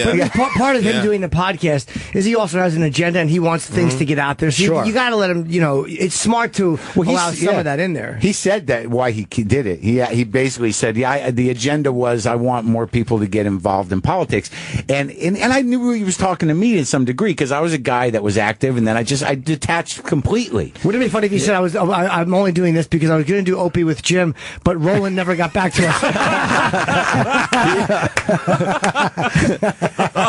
He discussed, Democrats and Republicans. I found that one of the most fascinating parts of the interview when he basically said, as soon as you find out, like, this person's a Democrat or a Republican, you don't listen to him as a person Yeah, anymore. I agree. And to hear the president say that was really Heavy. That was pretty heavy. The whole thing was like, like as soon as you could have a conversation, then It's disturbing. and then as soon as you hear, oh, you're Republican, then all of a sudden you shut down and you don't even want to know anything else about that fucking person because maybe you're a Democrat. It's disturbing. It's a way for people to communicate their aggravation.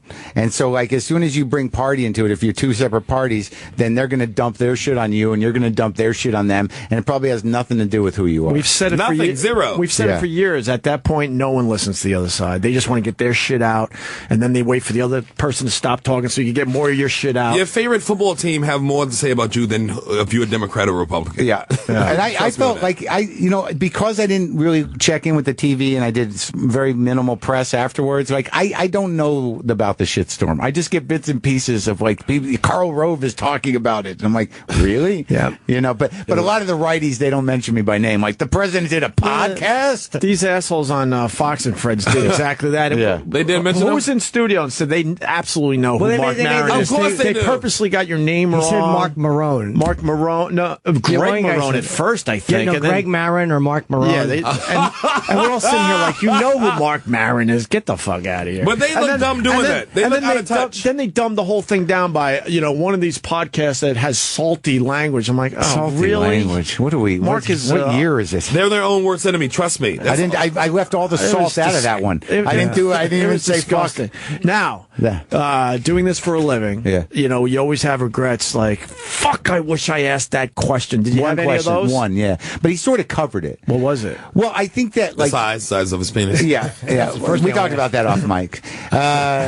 No, I think that there's a moment in certainly a president's life, or the difference between the Senator Obama and President Obama. There's a moment where you have to make a decision that either thing you decide, whatever you decide, people are going to die. And I would have liked to have asked that directly, not relating to, drones necessarily or war necessarily, but, how that changes a person and how do you weigh that decision? And I think that was, not a policy question, right. but a human question. As a guy, yeah. And I didn't get to ask. You'll get another chance. He'll be back. I would have asked. Great for this one. I would have been fucking Sammy Softball.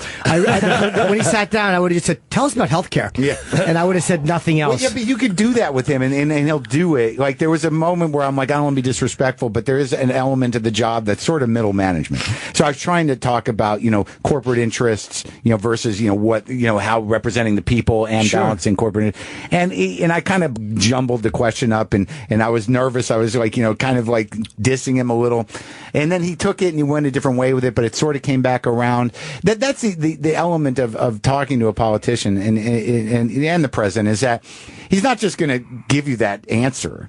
He's not just going to go like, yeah, it's bullshit, man. Right. But it's in there. It's in there. When he said he was disgusted with Congress, I mean, he's saying it's bullshit, but I got to deal with it. And if I can get something done, I feel good about myself. Yeah, that's the key is they can say what they'll give it to you, but politely. Yeah. And where you have to kind of go, oh, okay, that's what you're saying. You got to find it. At the end of the podcast, when he mentioned Louis C.K. as a comedian. Did he? Oh, wow. Boy, did he. And you said Louis was going to love that one. Well, Louis was one of the few guys that... He mentioned Pryor, too. He said that Pryor was one Dick Gregory. And Louis C.K. And Seinfeld kind of seemed like... Right.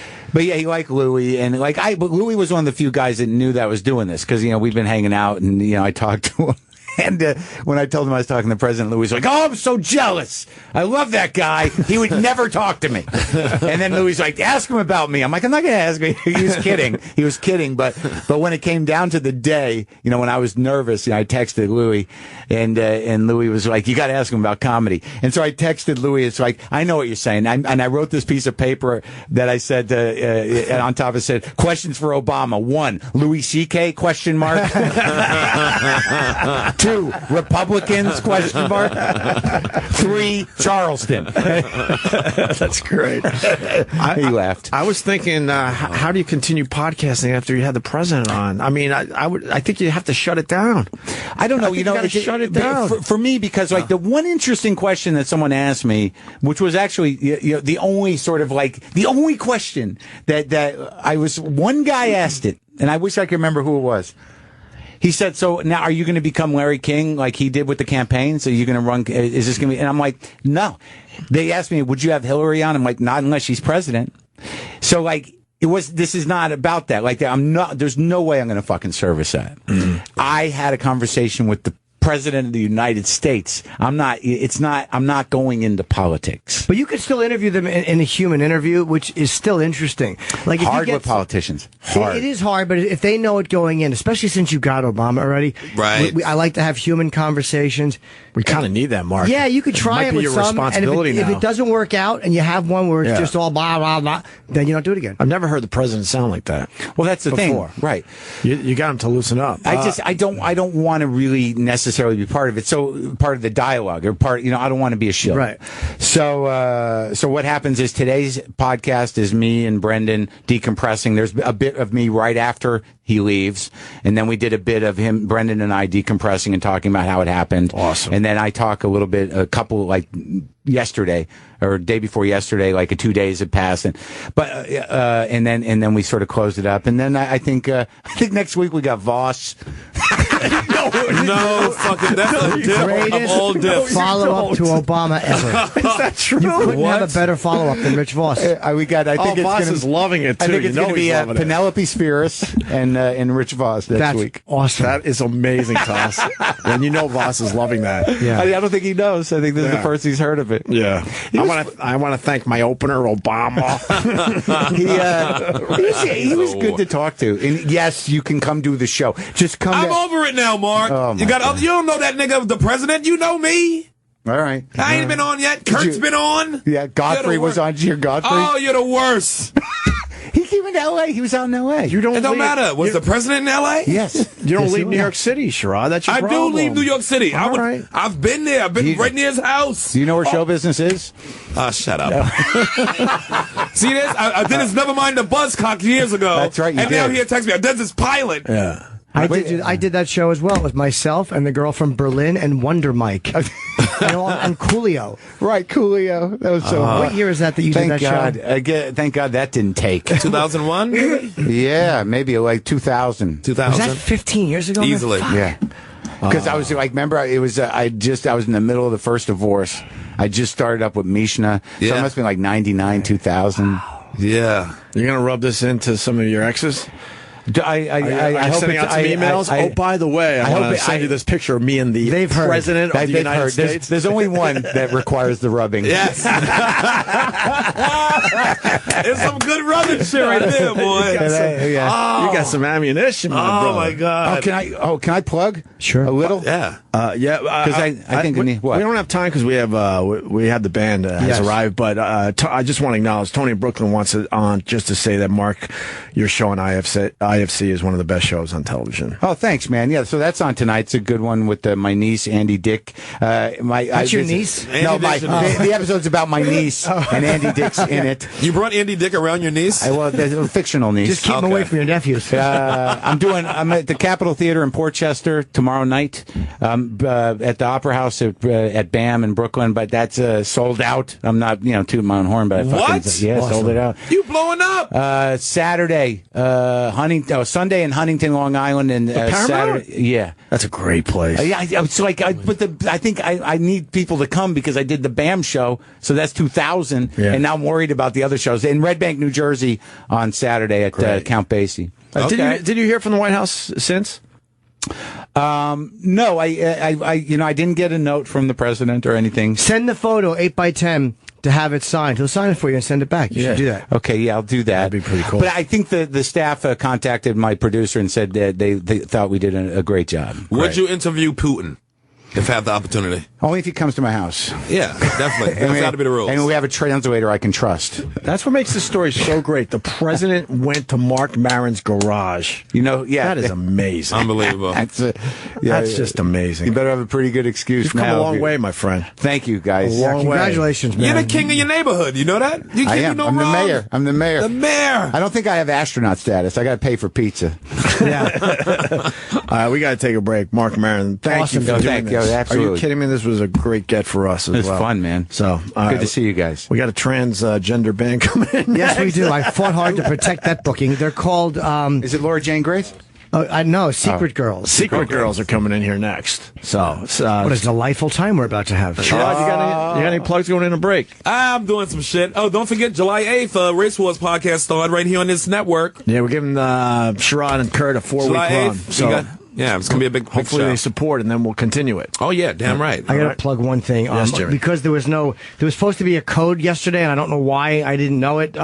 This morning, my tickets for Houston and Dallas go on sale at 10 a.m. in Texas. It's August 21st is Houston. Saturday, August 22nd is Dallas. They're both House of Blues. I'm in Pittsburgh tomorrow night, and Borgata July 10, 11, Albuquerque July 18. The rest go to my website. Where are you playing Albuquerque?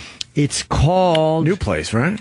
I don't. It's you doing that drug benefit? Yes. For that guy? They said you did it last year. Yes. I did the first one, and I told him that he wanted to get you. I'm glad that worked out. Thank you. Yeah. It's, I was like, it's a nice thing to do, and you're right. I totally right. Marc Maron did it last year. I'm like, he's a good guy. That guy. Oh, good man. I mean, he's intense, but it's going to be a good gig. Good for you. Thanks, man. All right, we break now. Back with Sherrod Small. Yeah.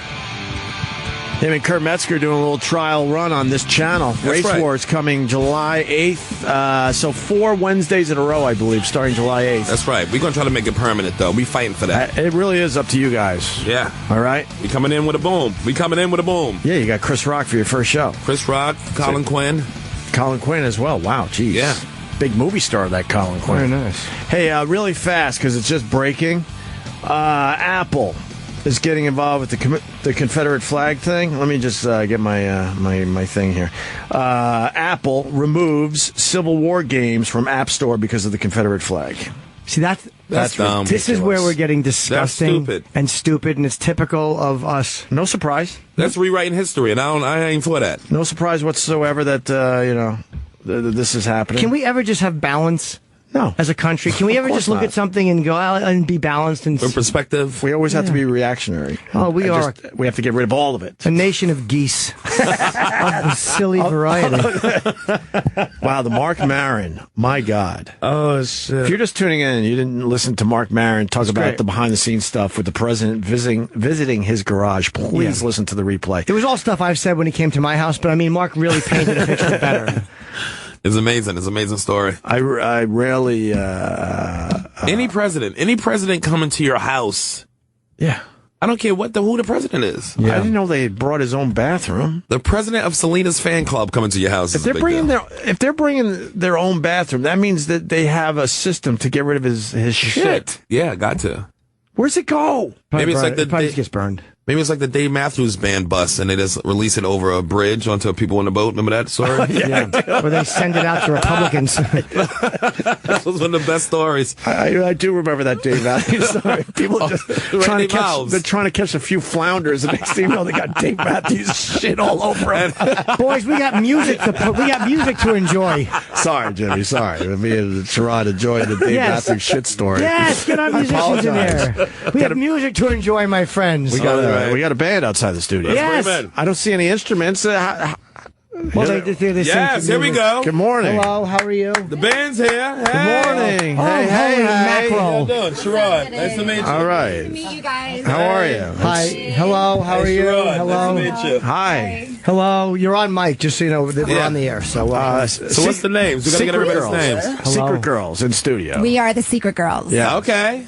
Where y'all from, first of all? I live in New Jersey. Okay. I'm in Brooklyn right now. Okay, I'm from Brooklyn. From Cali, though. You Cali, born and raised? Bay Area, San Francisco. Congratulations on Golden State.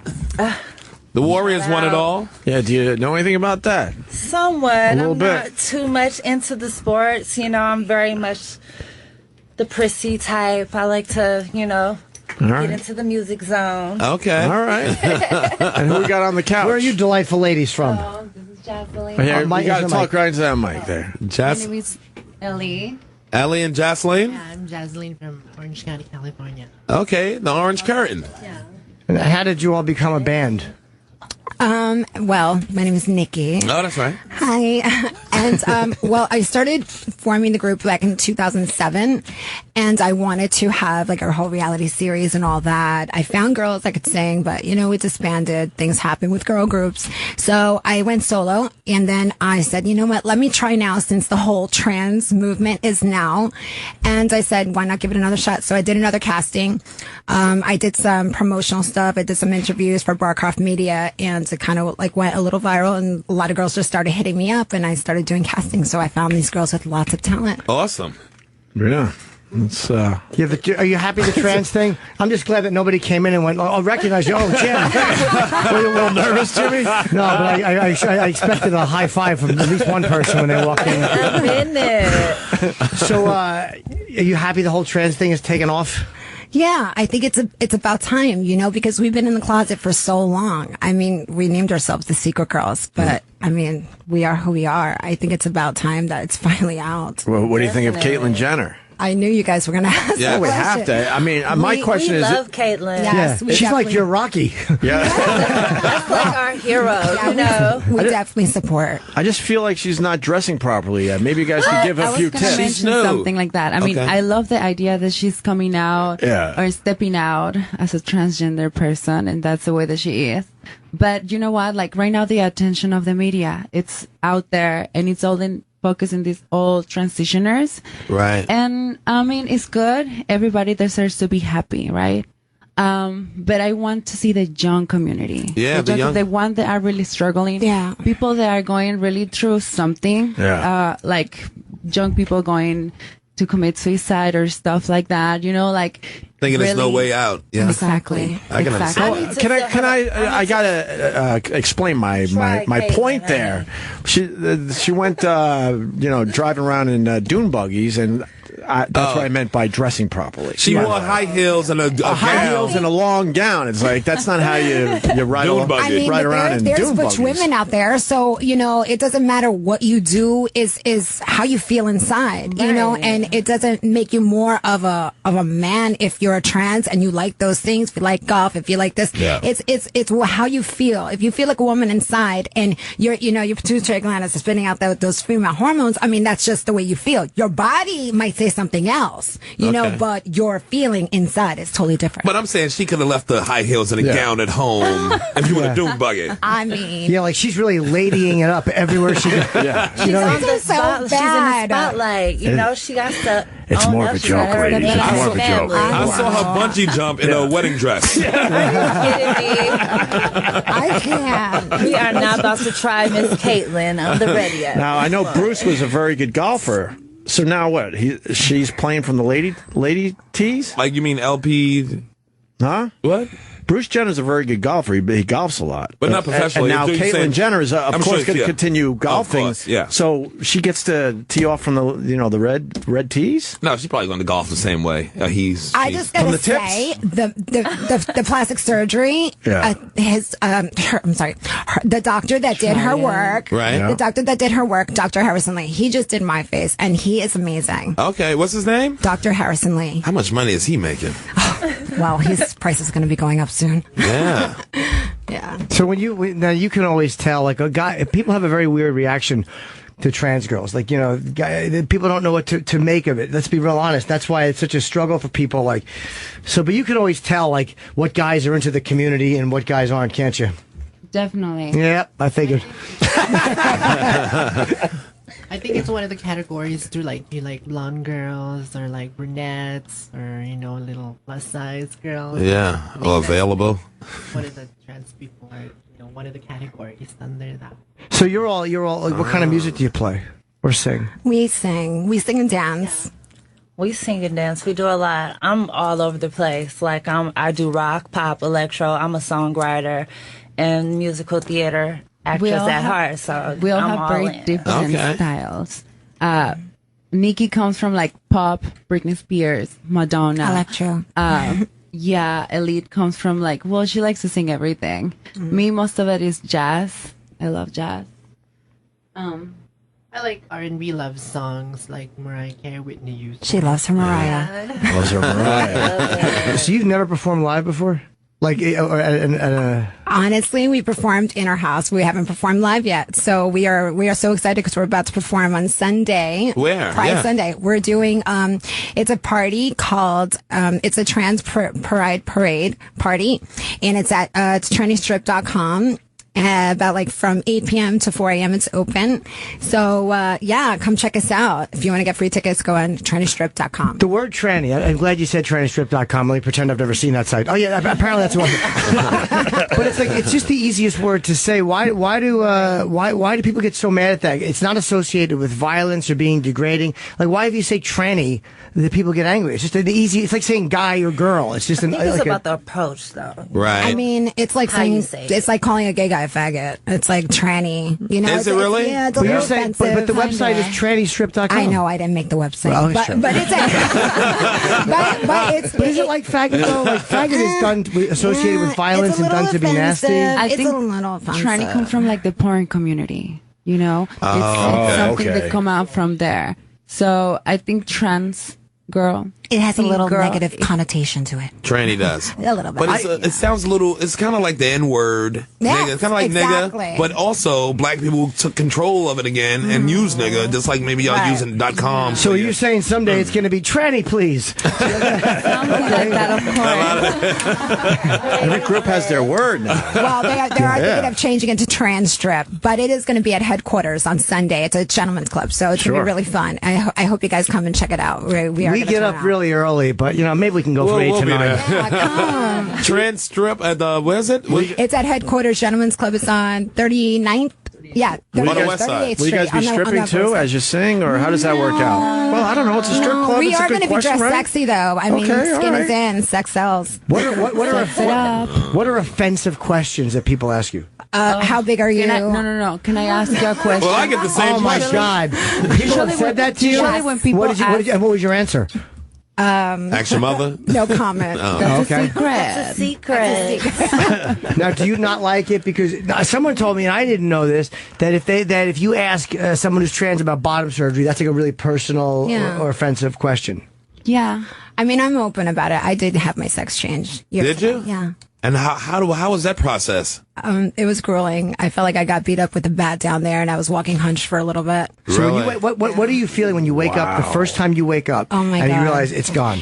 I woke up, and you feel the catheter inside you, and you feel ice packs down there where you're kind of numb, but you know it's around your legs, and then you see the IV, and you're just like, oh my God, I'm a woman now. Wow. It's like now, do you feel? Now I talk to people who like have amputations and they still feel like they feel the arm when it's not dead. Do you still? No, it's you're numb for a little bit, and then your feelings grow back. And when your nerves are growing back, your nerve endings, you feel these little electric shocks. And I was driving, and I'm like, what? I'm like jumping out of my seat, and I was like, it's so crazy because when nerve endings start growing back, it's like crazy. Were there any moments of regret? Wow. Absolutely not. Because I've heard that a lot of girls will go through the surgery and then get very depressed because they can't come the same way. And a trans girl told me that. She's like, a lot of girls get mad because they're so used to coming one way, and then it's harder to orgasm this way. And do you have feeling down there? That's interesting. Do you have feeling down there? Yes, everything is. How do they figure that out? What do you mean? What part of the penis do they keep so you have feeling down there? Is how that the how it doctors works? do it? I don't know how it works. I don't know. Well, it's amazing. You can go to youtube.com, and they have the whole surgery there. Yeah. What? On YouTube? Yes. On YouTube? Literally. Yeah, literally. But what part? I guess the underside of the... And then the reconstruction of it? Get ready to be queasy. And then the after? I gotta watch that in stages. I can't go all the way through. There are some girls that don't want the surgery, too. I don't blame you. Either way. My type of girls. We have a train chaser. I've chased so fast I've wound up ahead of the pack and had to wait for you to catch up. What tipped you off? What gave it away? They're finally on to you, Jimmy. Yeah, I know. It took 15 minutes. They should have known. Don't say this publicly. No, so I've heard the orgasm. Do you have to get used to orgasming a different way? Yes, 100%. And it was amazing because the first time that it happened, I was in doggy. I was in doggy position. There's so many positions you could do, but it was just doggy that really pushed me into that level. And I felt hot and sweaty. And then it was just like, I felt out of breath, all of a sudden. And I knew I just had an orgasm. It was amazing. The first time you had sex that way, the first time, because you're so used to having sex a certain way, Miss? I don't remember your Nikki. What's it like the first time somebody has sex with you that way, as opposed to for years it's only anal? It is different. Yeah. Is it as good, or is it weird to get used to? It's just different. It's just a different feeling, you know? That's a good feeling, though. Let's sing a song. Let's have these girls sing a song. Yeah, all right. Wait, did you guys does everybody have a microphone? I think she wanted to answer one of your questions about... too weird. She wanted to answer the question that you had, Jimmy, about questions you're sick of hearing or something like that. Oh, yeah, what questions are you sick of hearing? Oh, yeah. I think we interrupted you. Nikki? Some of the questions you get where you're like, oh, God, I'm sick of hearing that question. Or I mean, well, in public, for me, at least for me, I'm very private about my life, you know? Yeah. I think the questions is since they start, can I ask you something? I already know what they are gonna come for. You know what I mean? Right away, I know that there's gonna be like sexual questions or genitalia questions or what do you go through? And I think right now, well, that's the way that I feel. A lot of trans girls, they just want to pass through life like living like a normal girl. You know, just not being categorized or putting in a box or putting into some category. People have to realize one thing, though. It is hard, though, because we've never faced it. It's not like a racial issue or gay or straight. It's like this is a different thing, and so people don't know what the fuck. Like, nobody knows how to handle it. So people are just trying to figure out what's the right words, what's the right question. Nobody knows. This has come to the forefront only very recently for us. Yeah. So it's like it's a fascination. You know what I feel like? I feel like the whole country discovered my favorite band. Like when you start like in a club band and then the whole country likes it. It fucking sold out. You're hating that your band's getting popular. So yeah, I guess when they but say... that's where we come from. We've never been, had this... like access to... Not really, no, man. Not until recently, the last few years, really, right? And now Caitlyn Jenner putting it over the top. She made it. Yeah, Laverne Cox. Laverne Cox is doing Laverne, so of course. amazing. Yeah. She got nominated for Emmy. But for most, it's good people. But for most, it's Caitlyn Jenner that's really pushing this. Well, you got to have a white one do it, Opie. Well, nobody knew. You need a white in one. fairness, nobody knew who Laverne was before, and she didn't win the decathlon. I didn't eat cereal looking at Larry Cox for 30 years. So that's true. Good point. It's a big jump. So what are you going to sing? We're gonna do a cappella because a little cover of Ariana Grande. One last time. Do you need another mic over there? Do you have enough mics? Ariana, you can share one. Will that hurt the quality of the song? Just know you got to get as close as possible to that mic. Jimmy's gonna love you girls sharing that one. By the way, he's loving this. You two are all right. These mics are way better than the one on the couch. So just make sure you're close. That's all. All right. Okay. Ready? Sure. All right. 5, 6, 7, 8. One last time, I need to be the one who takes you home. One more time, I promise after that I'll let you go. Baby, I don't care if you got hurt in your heart. All I really care is you wake up in my arms. One last time, I need to be the one who takes you home. Nice. This is hard. 4 different microphones. Very nice. That was great. Thank you. All right. Then when you guys performing again? Sunday? Yeah, Sunday. Headquarters. Yeah. And then we'll have our track. It's right now being mixed and mastered. So. Oh, you don't have music with you? Right. We're in the studio. Yeah, we're in the studio doing the cover to it, and it wasn't, so it's kind of hard doing it a cappella, but we tried. Now, is this Pride Week coming up? Okay. Yes. We are so excited. Yeah, it's supposed to be big, too. I know. We are performing during the day. We're performing on the stage, and then we're going to do headquarters as well. Oh, nice. And that's a big party, huh? Big turnout. Yeah, I'm so excited. Yeah, I like to support headquarters. I'll go. Well, we'll go early. Yeah. Have you ever been surprised by who hit on you? Meaning, Definitely. Like what? What was the question? What's that? She says definitely. You have because I know I would never say it publicly, but I know certain really big celebrities. Oh, here we go. Who are, and I'm not asking you for names, but I know certain really big celebrities who partake as it were. And they have a whole system down. Yeah. And it's sure. I don't know why people just won't admit it. Like, that's what drives me nuts. It's all this. It's like Mr. C from Hot 97. Remember, he went through the whole thing fighting it.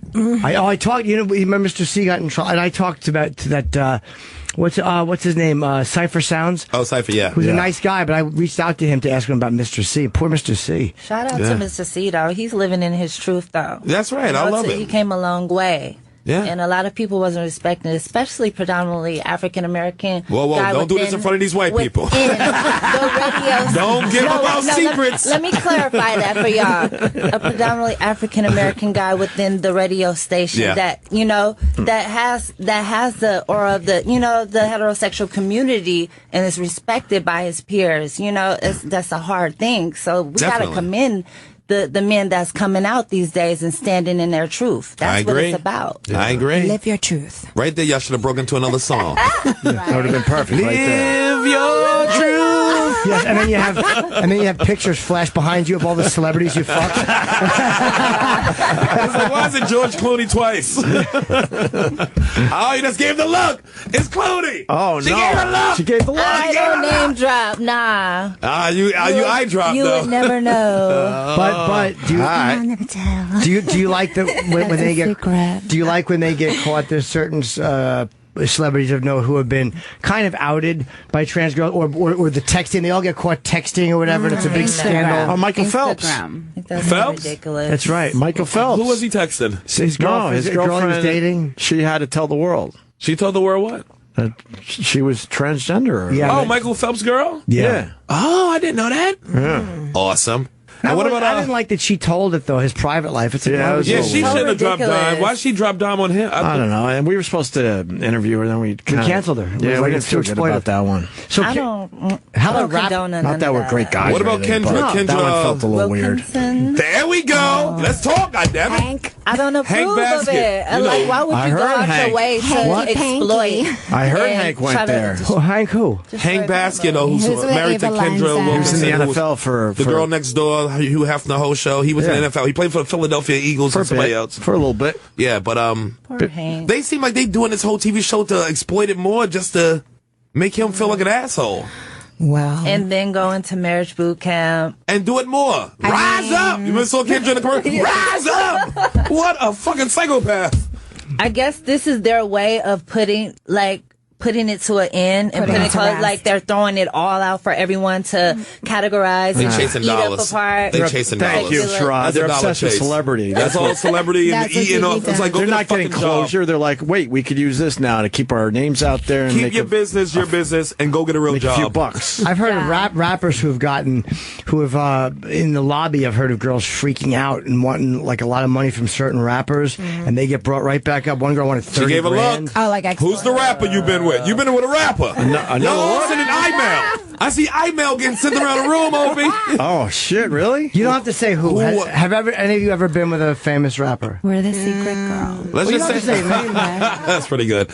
Let's just tell us how many chains you wear. 2. Let's just say if anybody drops a name of any celebrity they were with, I'll have one less secret girl member in the group. Yeah, don't mention any names. wow. No I names. don't want none of that. You Just don't, we putting can the just hint. hammer down. Like, did the rapper, how close to being $1 is he? What did you say? He's 50 cents away from being $1? So you've been surprised by some of the guys who have approached you? And I mean, it's not just celebrities; it's athletes, everybody. do they pretend they don't know? No, they know. Oh, but no, I know they know. But do What they do they act try to like? play like, hey, what's this? Another Oh, elbow? like stupid, like play dumb, like oh my god, The like thing is, seriously. they say, "I've never done this before. I'm my interested. God. Oh, my Or I'm curious." And 9 times out of 10, they have already Oh, they experienced did it before. Wow, They've you been there. Yeah, I say that all the time. I mean, no, I did say that all the time. Wait, what? Yeah. Okay. Yeah, how can you tell they've done it before? Because they're DTing you. The what? DTing. DT. You don't know what DT is? DT. Hold on. Oh yeah, I was going to ask that. Deep throat. How did I not know that? She's she's it's their first time doing this. Yeah. Oh my god. Wow, beginner's luck. Wow. You know, I've never actually done it. Oh my God, he has his nose in my belly button. When they have no gag reflex, that's a problem. Oh, I never done this before. And it like goes right past their Oh my God, really? That is crazy to me. That's hilarious. Yeah, you got to pretend you don't know how to hold it. You know, it's a whole thing. So that's what with Hank Basket too. He tried to pretend like, but it was about the penis for him, right? I think that was the underlining thing that he tried to diminish from the story. Right. He tried to. Because he was asking about that as far as She knows a lot about this story. Yeah. She knows a lot about Hank. Yeah, she does. Wait a minute. Is Hank? Don't do it. Wait a minute. Don't do it. Oh, shit. No. I love me some Kendra ever since, she was in the house with Hef. Yeah. She's got a crazy mom, too. All that, mom's nuts. That's what she was yelling, rise up to, is her mother. Yeah, her mom is nuts. Who was calling who the devil? I saw that dumb show. She was calling her mother the devil. She was calling her mom the devil. Yeah. Rise up! Rise up! Rise up! Oh, my God, people. If you would say something to Hank, what would you say to him? Get a regular job. We're at a boy. Get your family off TV. I'd fist bump him. Save your marriage. I would say the secret girl said hi. Yeah. Hi. They missed you. How come we have to wrap up because our show is ending, but your website's not up. When is your website going I know. We just got together. This is our first week together as a group. Oh, okay. Because the girls live on the West Coast. I live on the East Coast, so they just finally flew in, and we're working on a lot of very things. difficult to keep up all together. But I think we're doing a very good job. We're going fast. We've been shooting a sizzle reel for a reality series. Okay. So we're trying to fish the networks. And we just did so much. We did a photo shoot yesterday, which came out amazing. Nice. Yeah. So How can they not give you a reality series? It's that's more what original we're than trying most for. of them out there. We're looking for right now. The real question is, how long you guys in town staying at Jim Norton's house? Are we invited? It's an open invite. Jimmy knows that. Jimmy's throwing a party. I'm flying to I really wish I wasn't flying to Pittsburgh. God damn it. In an hour, too. Oh, are you really an hour? Yeah, I'm going. I got a gig tomorrow. So this whole girl group thing is as new as like your vagina or something. There we go.